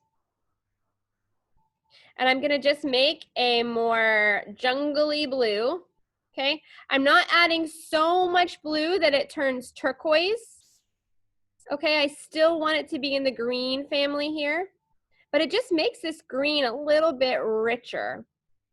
And you can see clearly that it is different than the green we have been using, okay? That's your goal. It just needs to be different, okay? So I like that green. Now I'm rolling my brush in my canvas because I want to pull away a lot of that paint and I want to be left with a nice point. Okay, so here we go. Now remember, you can add as much or as little as these as you want. Now these guys just kind of float up here. So I'm going to start up here. I'm going to get you as close as I can because I know this is kind of a smaller detail here. So with very little pressure, I am hardly touching the canvas. I'm going to draw a line, a curve. Okay, now watch. I'm gonna take my brush and I'm gonna make a petal at the top just by pressing my brush down. And then I'm gonna do that going down on this side. See how I'm just pressing my brush all the way down. I'm just pressing the top part of my brush. Then I'm gonna mirror that on the other side. I'm using my brush like a stamp. They're not angled anyway. You know how like these, we angled them kind of upward. These are just angled out to the side. Okay, you kind of see that? All I did was use my brush as a stamp. And then I'm just gonna do that a couple more times up here. I'm gonna do another one right across the top, just like so. Then I take my brush. So tricky doing this, holding it up. I'm trying my best. Okay, I might just angle it this way this time. I'm gonna press my brush down and get that nice leaf shape. See how kind of quickly that goes? All I'm doing is pressing my leaf. It's like a stamp. Okay, now remember, if you're nervous about doing something like this, you can take your detail brush and do exactly what we did here. You draw your stem, and then you will draw each individual leaf, okay? But it would be good, practice something like this, get a little technique. Trust your brush, it's a great shape if you're using a round. Okay, and it's just quick, it's nice and quick. And you get a great little fern.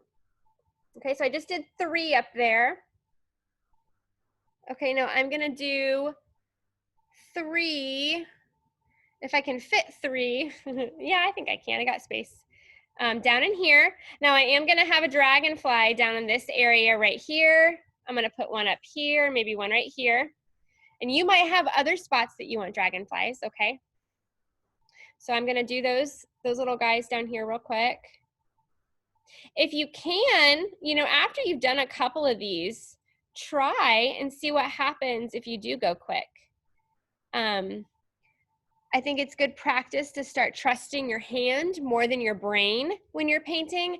And sometimes we have the tendency to really rely on our brain to tell us what to do. You know, that makes sense, that's science. But really, you're training your hand to paint this way. So don't listen to your brain for a minute. Let your hand do what it wants to do, okay? And it will do these shapes. You've done it enough times. See what happens, okay? I'm gonna fit another one, I think, right in here. And you'll see too, now you're gonna be fitting these in different places than where I'm fitting mine. Okay, we're all gonna have a slightly different composition, and that is just fine. Okay, so if you like these, you can decide if you want to fit them in anywhere else. In my original painting, I have one over here because I have this nice little spot over here. I'll put one in, you don't have to.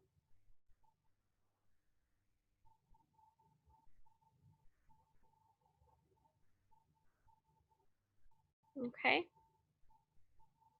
But you want to remember to leave space for your dragonflies. And we have these little white flowers and dots that are going to fill in some space too. So you don't need to get too, too crazy. But if you like them, then by all means, put them in. I think I might put one in over here.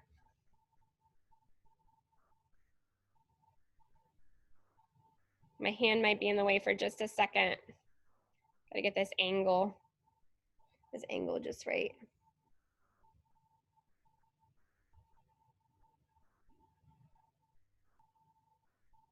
Okay.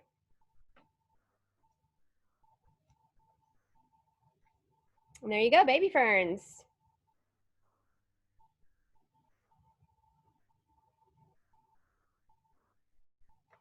All right. So when you're done with those baby ferns, we're gonna go ahead and wash our brush. We're gonna move on to dragonflies. The last thing we're gonna do after we do our dragonflies is gonna be these little white flowers that I'm talking about. You kind of see them down. Okay, and they're everywhere. They're all over. There's white flowers and there's just white dots. Okay, so we're gonna put in our dragonflies next. So go ahead and wash out your brush really well. We're gonna mix a color with our size 5. And then we're gonna paint with our detail brush, okay? So I'm washing my brush.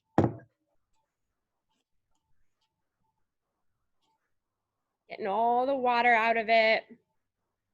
Now you guys, you can mix whatever color you want for your dragonflies. I chose this kind of light blue turquoise just because we hadn't used a color like that yet. And it added just a little bit more to the painting in that way. But if you are a purple person, make your dragonflies purple. If you're a pink person, make them pink. Whatever you want to do. Remember, make your painting your own thing, okay? Okay, so the next thing we're going to do is mix this color. And so I'm going to be using my size 5 to mix, okay? So I'm going to take some white, as always, and bring it over to my blue. Kind of bring in a little blue there. I'm going to grab a tad bit of green.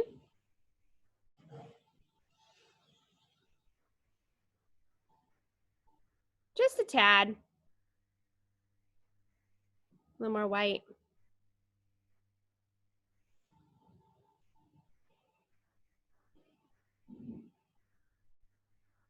Okay, remember to mix a color that you enjoy, that you like, or that matches your kitchen, wherever you're going to be putting your painting. And you want it to be nice and light. Okay? Now, while we're at our palette, I want to make sure everybody still has a little bit of a light pink. Okay? If it's kind of dried up and cakey, you want to go ahead and make a little bit of it. Okay, so I'm just going to grab a little more white and just kind of moosh it around in there. You want it to be nice and light, but we do want a little bit of a light pink to use, okay, as well. We want that to be readily available, okay? All right. So I'm gonna go ahead and grab my detail brush. I'm getting it nice and clean right now. Really especially get all the water off of that metal part. Can't stress that enough, especially since we're about to draw these little dragonfly guys, okay? So I'm gonna break the dragonflies down into a couple of shapes for you. Let me show you the original just so you can kind of take a look at them. There's 3. But once again, y'all do as many or as little as you want, okay? And I'm just gonna show you too, look at these 2 paintings so you can see the composition and how it's changed. Okay, so you see how I'm just kind of making it work. This is the original, obviously, with the writing, and this is the one I'm working on tonight. My dragonflies are just gonna be in a slightly different place, okay? And so take a look at your painting and see what works best for your dragonflies, okay? Okay. I have my detail brush. I have my paint ready. Okay. All right, so I'm gonna start with a little bit of this blue color. And I'm gonna do my first dragonfly up here. Let me get real close so you can see. I'm gonna do my first dragonfly right up in here, okay? So this is one of those things I want you to follow with me best you can. I'm gonna paint this kind of quick because it's just a series of shapes, okay? So listen and watch and try to do it with me. I think you're gonna be really impressed with yourself, okay? So the first thing I'm gonna do is I'm actually just gonna draw kind of like a little oval, like so. Little oval, okay? And I'm gonna draw a circle attached to that oval. Fill it in, okay? So I've got an oval on top of a little circle. Then I'm gonna draw a slightly larger circle, so it's kind of oval, right? Okay, building out that body. Now I'm gonna draw a more narrow oval.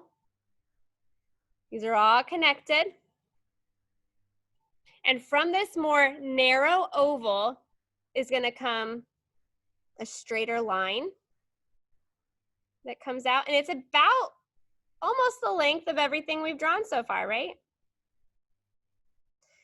And I'm gonna kind of make that oval attach to it, nice and smooth. You see that? So at that first little oval that we drew, I'm gonna put two little eyes on either side. They're just two little circles.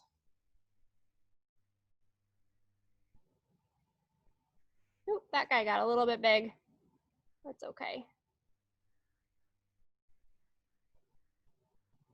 Oh, they're growing. They're getting bigger. Okay. All right, so while my paint is still wet and I still have a little bit of blue, I'm grabbing just a dot of white, and watch what I do. I'm just gonna kind of go to the body and just kind of smear it in the center. See how that white is just kind of meshing, blending right in? It's really important to work wet paint on wet paint. Just take that white and you're kind of just giving it this little highlight. Okay?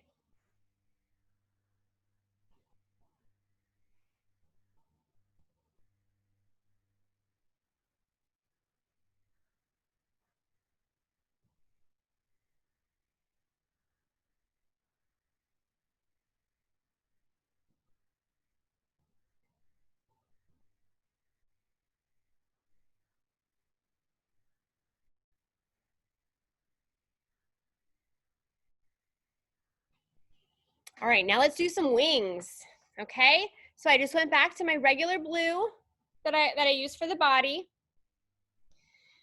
All right, so I'm gonna make my first wing coming out from the largest section of the body. Okay, so it's that, not that first oval, not that second circle, but that third area. Okay, right where that second and third area meet is kind of where I'm gonna make this line. And this is a line and it angles up a little bit and out. I'm gonna make another line that comes out. I'm gonna leave a little space, so like midway down that circle and come out.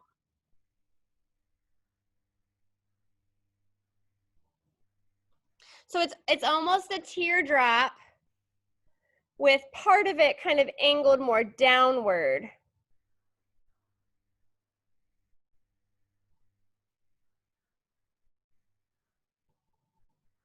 I'm gonna do the same thing. It's the second wing is gonna come out of that same spot where the first wing ended, only it's gonna be angled a little bit more down.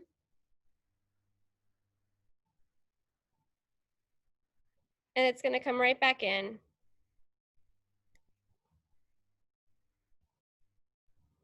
So it's not quite a teardrop, right? part of that teardrop has more of an edge to it, not so much a curve, right? Once you have those two shapes, you can go ahead and you can fill them in. And I want you to fill them in kind of quickly because I'll show you what we're gonna do. Get that paint on there, on both of them.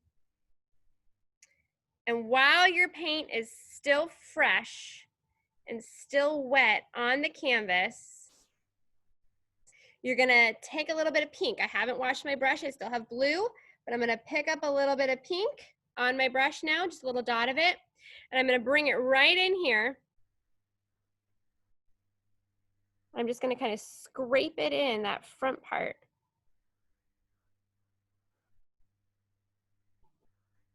And look, I can blend it in as much as I want. I can go out as far as I want too. Doesn't matter, whatever you wanna do. It just kind of just creates this like little iridescent kind of feel, right? Now I'll show you, I did it a little bit differently in my original painting. Look at those guys. They're a little bit, the pink stays, it kind of hugs closer to the body. And then this one, it kind of travels out the length of the wing. Okay, so you decide what kind of look you want to go for. Now this is the tricky part. It's always tricky for me to do something symmetrical, like on the other side and mirror it perfectly. You know, ferns are something different because it's just a teardrop. But now you've got to do these wings on this side over here. And to be totally honest, I have no idea how to teach you how to do that. It's a brain thing for me. I can't translate. I can't. So it takes me a while to be able to just switch my brain and draw it on this side. Okay, so my best advice to you is going to be to look at where you've started this and start your other one on the same side. I'm gonna try to draw this best I can. And go out, I'm gonna overlap a little bit of my flower. And if you're nervous, draw it smaller than you think you should, because you can always draw it bigger. Okay, you can always draw it bigger. But it's hard once you've drawn it big to make it smaller again. In fact, you can't. So, so there's that. Okay, so good luck. And it's okay if you overlap your ferns or your leaves.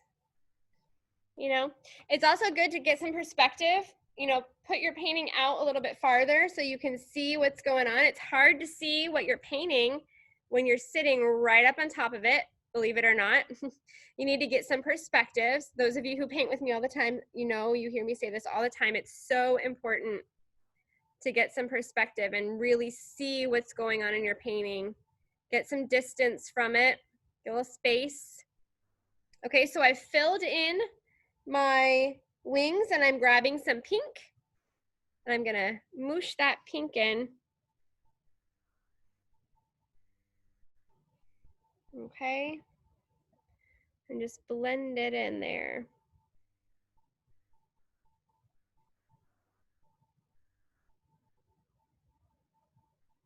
Okay, there we have it. We almost completed our first dragonfly. We just got to add in some legs. I'm just balancing out my pinks here. Okay, so with that light blue, I'm gonna draw in. Now, I mean, if you like your dragonfly just the way it is, just pretend like his legs are just, you know, tight up into his body and you don't need to draw them, okay? But if you want to, this is how I do it. I come out from the front here, right by his head. I'm gonna come out, I'm applying a tiny bit of pressure. I'm drawing the smallest line that I can. I come out and I draw his little arm.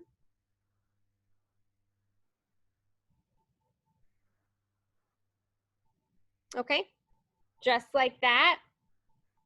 And then down here by his body, I'm gonna come out and these are longer. Okay, like so.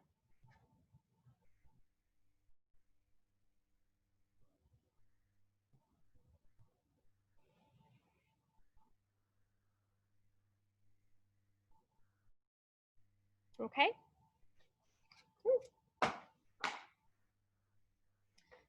throwing my painting around.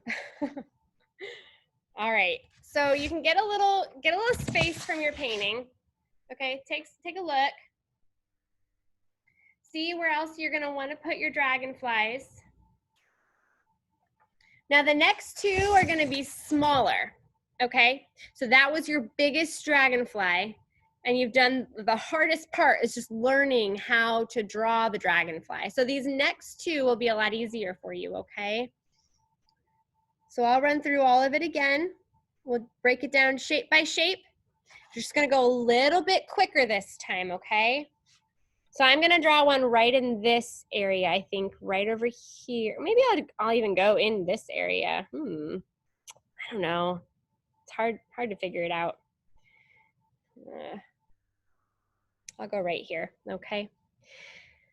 So let's see. I gotta figure out where I'm gonna angle the wings. So that's the hardest part, I think, is just really trying to figure out where you're gonna angle. Every time you draw one, you wanna angle it a different way. So for example, I'm angling this way towards this corner, but this time I'm gonna angle it this way, okay? So I'm gonna draw my head, my first little oval. I'm gonna try to be a lot smaller this time, okay?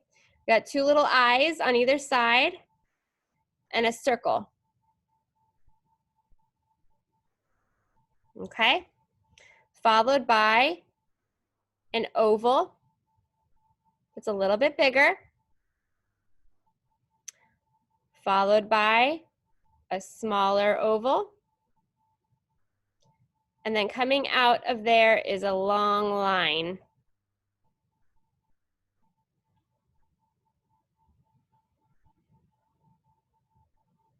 Okay? Now, if you wanted to do butterflies and not dragonflies, this can easily translate into a butterfly, okay? You would just simply, instead of doing your wings more narrow here, you would just bring them out wider, more triangular, right? And then you could get into the little sections of each wing also. You might, pull up a picture online and just look at all the different kinds of butterflies and look at how their wings are divided. Or, you not even divide the wings at all. Just treat it like a dragonfly wing in this sense.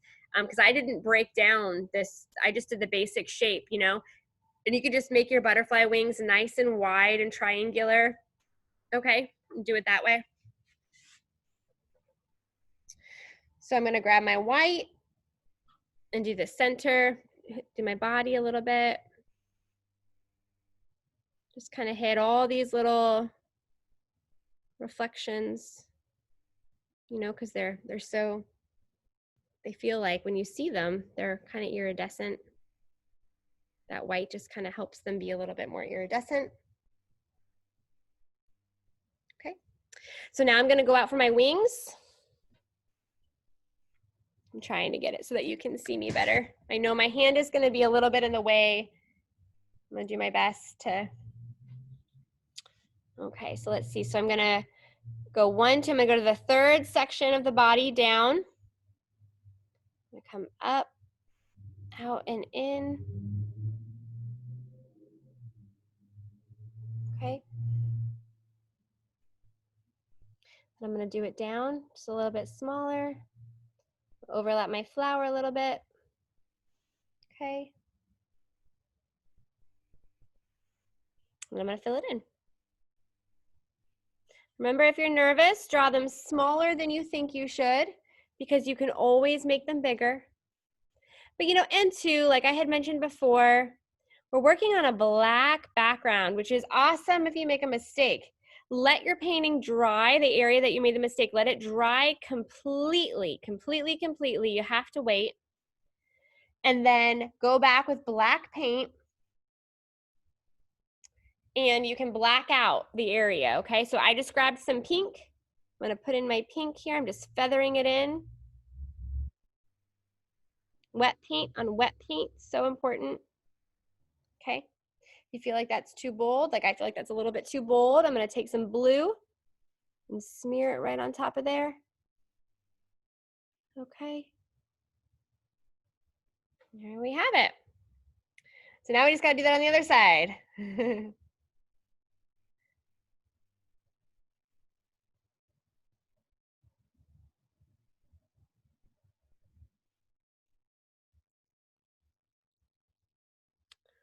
All right, got one wing.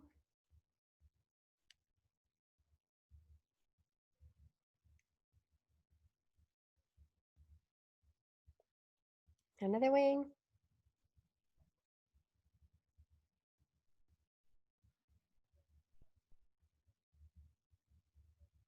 Okay, there we go. So now I'm just going to add a little bit of pink.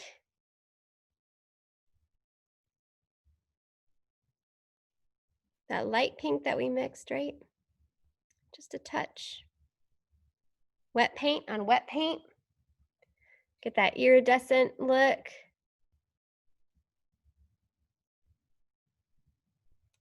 Okay. Dragonfly number 2. Oh, wait, we got to do the legs. Almost done. Got excited there. Okay, so same thing as last time. I'm just going to take my arms up. Just a little bit of paint on my brush. And I'm just applying the smallest amount of pressure to get a nice fine line. That's so important. Okay.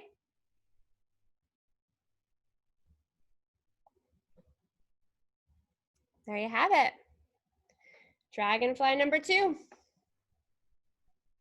So since I have 2 dragonflies over here, I'm going to do my third one over here in this area, right down in here. I have a nice little spot for it. And this one's going to be even smaller. So I'm just gradually getting smaller in size. At least I say that. I might not paint that so much. But I'm going to go through the third dragonfly now, and you might still be on the first dragonfly. You might be on the second one. But I'm going to go through the third one, okay? So if you're on your second one, you can kind of see how I'm going to do it again, okay? And, you know, just copy your other dragonflies that you've done. But if you also just need to see me explain it a 4th time, I do have this recorded, so I'm more than happy to send this to you. And then you can watch it again, okay? So you're gonna decide where you want your dragonfly, which way you want it to be angled. I have one going this way. I have one kind of going that way. I might angle this one even more this way, okay? So every way, just like a little bit different, okay? Just to give it a little bit of something interesting, a little more. Like they're all just kind of fluttering around, right? All right, so this guy's a little bit smaller, okay? So it'll go quicker. So I'm gonna draw that first oval, and an eye, and an eye. I'm going to draw a small circle. Then I'm going to draw an oval attached to that. One more small oval with a long line coming out from that. Okay, I'm just going to smooth out the transition between this oval, this last one, and that line there for its body. Okay, then I'm going to grab a little bit of white while my paint is still wet. I'm gonna touch places here and there, just kind of smearing that paint in to give it that kind of sheen. Okay.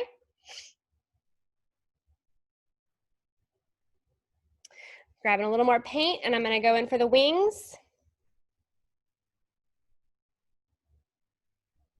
Got a gob of paint that time, oops. Okay.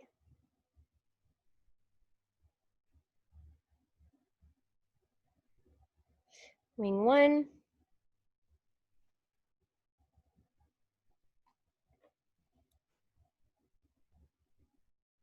Wing 2. Coloring them in, filling them in.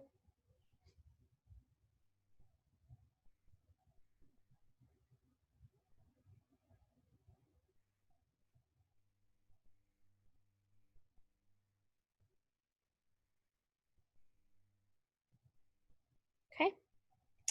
We'll grab a little bit of pink. A lot of my pink's almost dried up. Don't need that much. There we go. Feather it in. Oh, that blended nicely. That was good. Okay. Now I'm going to move on to the other side.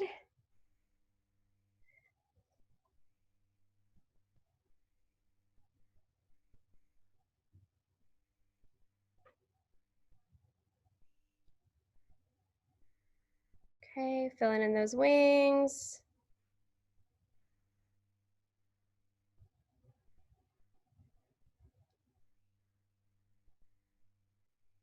All right. I'm gonna grab a little bit of pink. Okay, fill that in. All right. Now you can do as many dragonflies as you want. I'm almost tempted to do a fourth one. Okay. All right. Now I'm going to show you the last, well, second to last step of our painting tonight is just these little white flowers. These guys right in here. They're so very simple and they're a great space filler.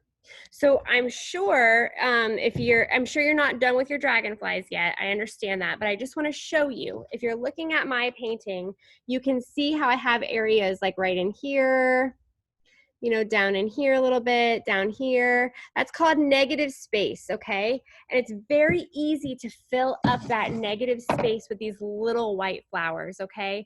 All they are you know that effect that we did with our small art detail brush when we dabbed the center of our pink flowers and we got that texture?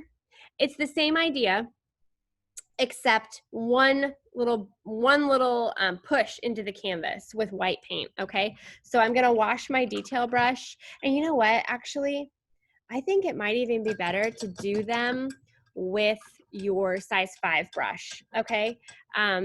Save your detail brush for your dots. We're gonna jump to our size 5 brush, and you don't have to do this if you don't want to right now, if you're not ready. You can just watch how I do it, and then when you're ready, you can do it, okay? But you're gonna want a nice clean size 5 brush, and I'm just gonna go right into my white paint. I'm just gonna kind of swirl it around here, get it kind of messy, okay? So I'm gonna show you this way. I think it'll be easier for you to see. I'll even turn it upside down for me and right side up for you, okay? So here's my palette, here's my white. I'm just gonna dab my brush into it. And I'm being kind of messy, right? I'm pushing my brush into this paint. And you can see my brush, I kind of have like a messy texture, right, on the edge of my brush. So I'm gonna take this and I'm gonna press it like a stamp. See? Press it like a stamp. So I'm not getting a perfect circle, but I'm getting like a little baby's breath, right? You can kind of float around and see where you want these to be. You can do some of them in clusters. Like I might cluster them right here, like in groups of 3 or 5, or you can do singles. Okay, the trick with these though, I think, is less is more. They occupy space really well, okay? But you don't want so many that they're just crazy everywhere, right? Because we also have these sweet little white dots that fill space very well also, and they do add a lot of balance, okay? So you can put these guys in.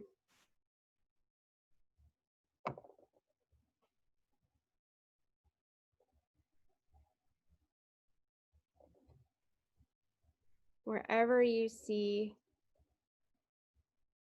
And if you're getting the same shape every time you press, you consider rolling your brush at a different angle every time you press down. Then you will get a slightly different looking flower instead of the same, you know, stamped shape every time, okay? So I might call it quits there. Might do like one more here, I don't know, with those guys, okay? And I'm gonna jump over to my detail brush. Now, if you have an ultimate paint kit, you have a paint pen, in which case you can do these little tiny dots that I'm gonna do next with your paint pen. Otherwise, the next thing we're gonna do is just take our detail brush and press a little dot. Do you see that little dot? You see the difference between the dot and the flower? The dot is just that, it's just a dot. And you do want it to be a little circle. Okay, so it is important to have the paint, you know, on the tip of the paintbrush like so, and just to press down ever so slightly just to get that dot. And we can fill this area with just dots, and man, it occupies so much space. There's so much power behind a little white dot. It's crazy. Okay, so you can travel around your canvas, putting in your little white dots. Remember, less is more, it really is. You don't want to be crazy, crazy with your dots. You want some nice space in between them. Okay. If you feel like you're getting too dotty, then get a little perspective. Get a little space from your canvas. Look at what you're doing. Okay. Once again, if you have an ultimate paint kit, or maybe you don't, but you have a paint pen, it's really fun to do dots with a paint pen. Okay. I also recommend when you put your dots down, you can probably see I'm coming straight down, right? I'm not coming at an angle to do my dots. I'm coming straight down, okay? And that's important to get an actual dot instead of like a dash, okay? All right, so I feel pretty good about my dots right now. Do you remember that color that we used to do the center of our yellow flowers? Okay, that's the same color that we're gonna use to do the center of our white flowers.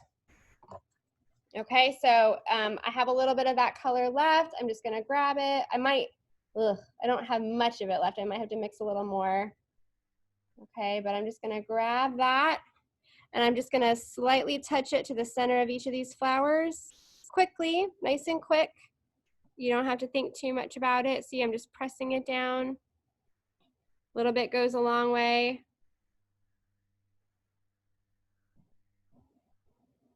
Okay, we'll gob there.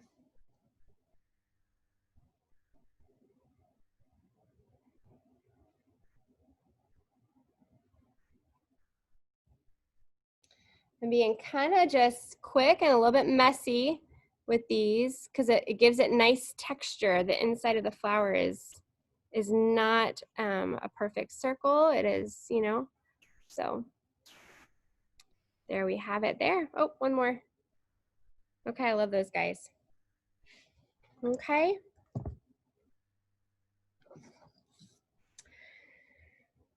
So it fills out your canvas really nicely. Those dots, I mean, I tell you what, they really fill out a lot of space. I know I added a few kind of on the inner part of my canvas. Try really not to do that until the end, okay? Write your words. Once again, if you have a paint pen, that will do you some good because you can write feeling kind of natural in your own handwriting. If you don't have a paint pen, I'm gonna show you real quick how I do it, and then you can go for it as well, okay? So my painting tonight got a little bit crowded. It's a little bit more crowded than my original. You can see the difference, right?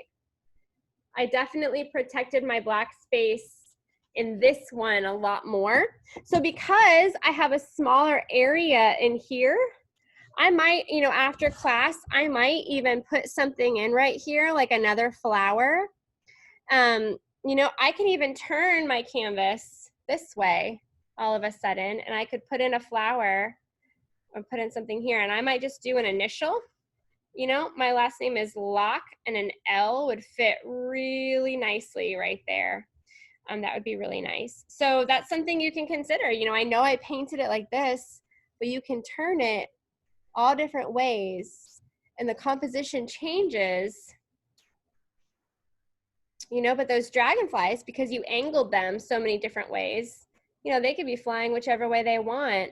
Same with those flowers, they can grow whichever way they want to. So, you can really change up your composition here, okay? So like I said, if you have a paint pen, I highly recommend writing your words really nicely first. If you want, you can get a pencil or a piece of chalk or a white gel pen, and you can write out your words. That's always something that you can do. Otherwise, if you're going to use paint, I recommend using your detail brush. You might even put on a little bit of water on the tip of your brush and mix it in with your white paint. Okay, see how I'm mixing a little bit of water with my white? That's just to get it a little bit more inky, a little bit more runny.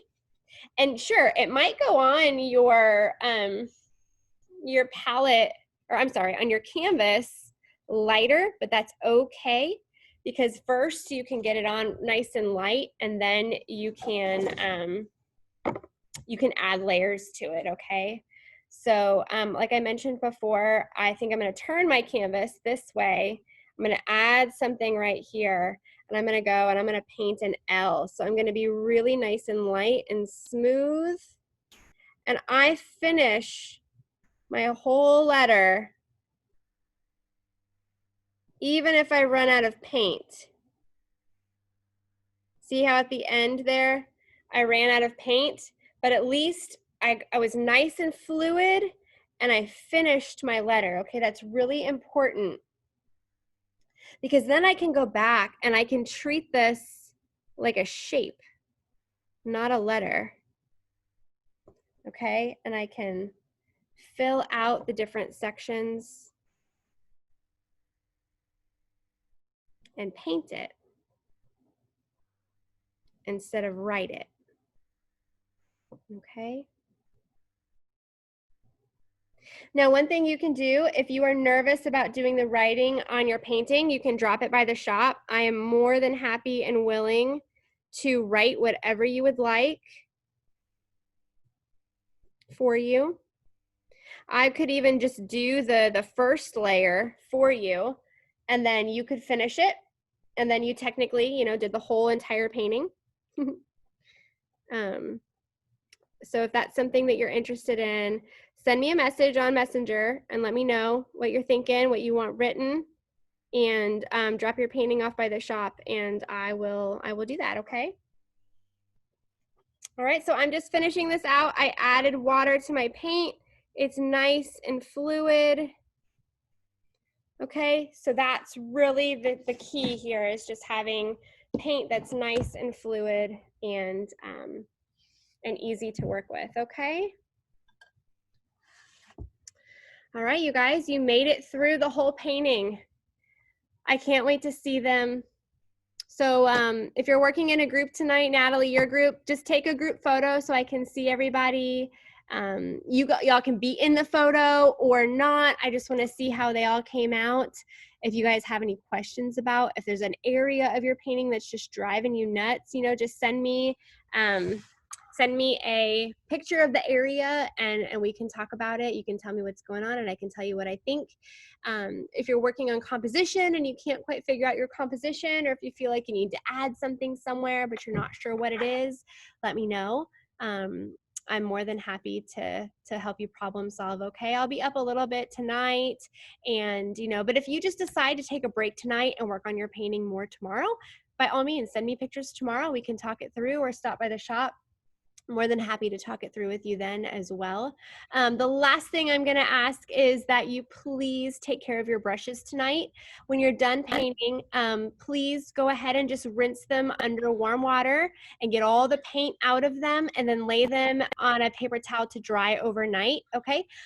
Try your best not to let them sit in your water cup overnight. What that does is it'll actually bend the bristles and make it hard for the next person, especially the detail brushes. They're very sensitive, okay? So just rinse out those brushes for me, lay them on a paper towel to dry, and drop them by the shop. If you don't mind, it'd be great if you could do that. Actually, this time you have a little wiggle room. Normally I say by Friday, but I'm actually taking a break next week. I'm not going to be teaching. I'm going to take a break. So just bring them back at your earliest convenience, and I would really appreciate that. Well, thank you guys so much for being with us tonight. Thank you for supporting our small business. We surely do appreciate it. And I just love seeing your faces. I can't wait to have classes in the studio again, but Zoom has been really fun. So does anybody have any questions or want to show their painting or anything? Can you show us the saying again, April? I can't remember. I know it's the Absolutely. Absolutely.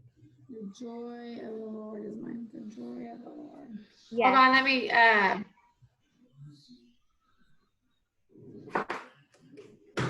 I want to write that down because I don't have it. Sure.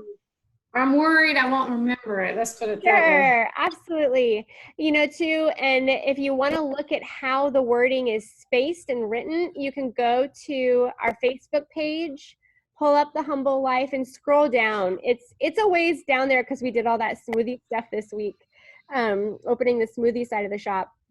So, but find the picture and it's there, or I'm happy to just send you a picture of this on Messenger so you have it right there, okay? Okay. Okay. Thanks, Beverly. And this is, I just did an L tonight. I don't know if that's backwards for you guys or not. So, so I just did an L, and Lily, you know, so that might work for you too. Mm-hmm. Yep. This is what mine looks like so far. Oh, beautiful. That filled out so nicely. Oh, Diane, you too. Awesome. Diane, that's beautiful. Very beautiful. Well, I'm anxious to see the final product, you guys. All right. Thank you, April. You're welcome, Beverly. Good night, Diane. Good night, Gloria. Thank you. I can't show you my picture. Oh. I don't know why. Oh, that's okay. Sorry. That's okay. Send me a picture. You're more than welcome I'm to. not good at dragonflies. I'll send it to you if she sends it to me. Okay. I'll send it to Diane and she'll send it to you. Yes. Okay. Thank you, Alrighty. Gloria. You're welcome. Have a great night, you guys. Bye. Bye. Bye-bye.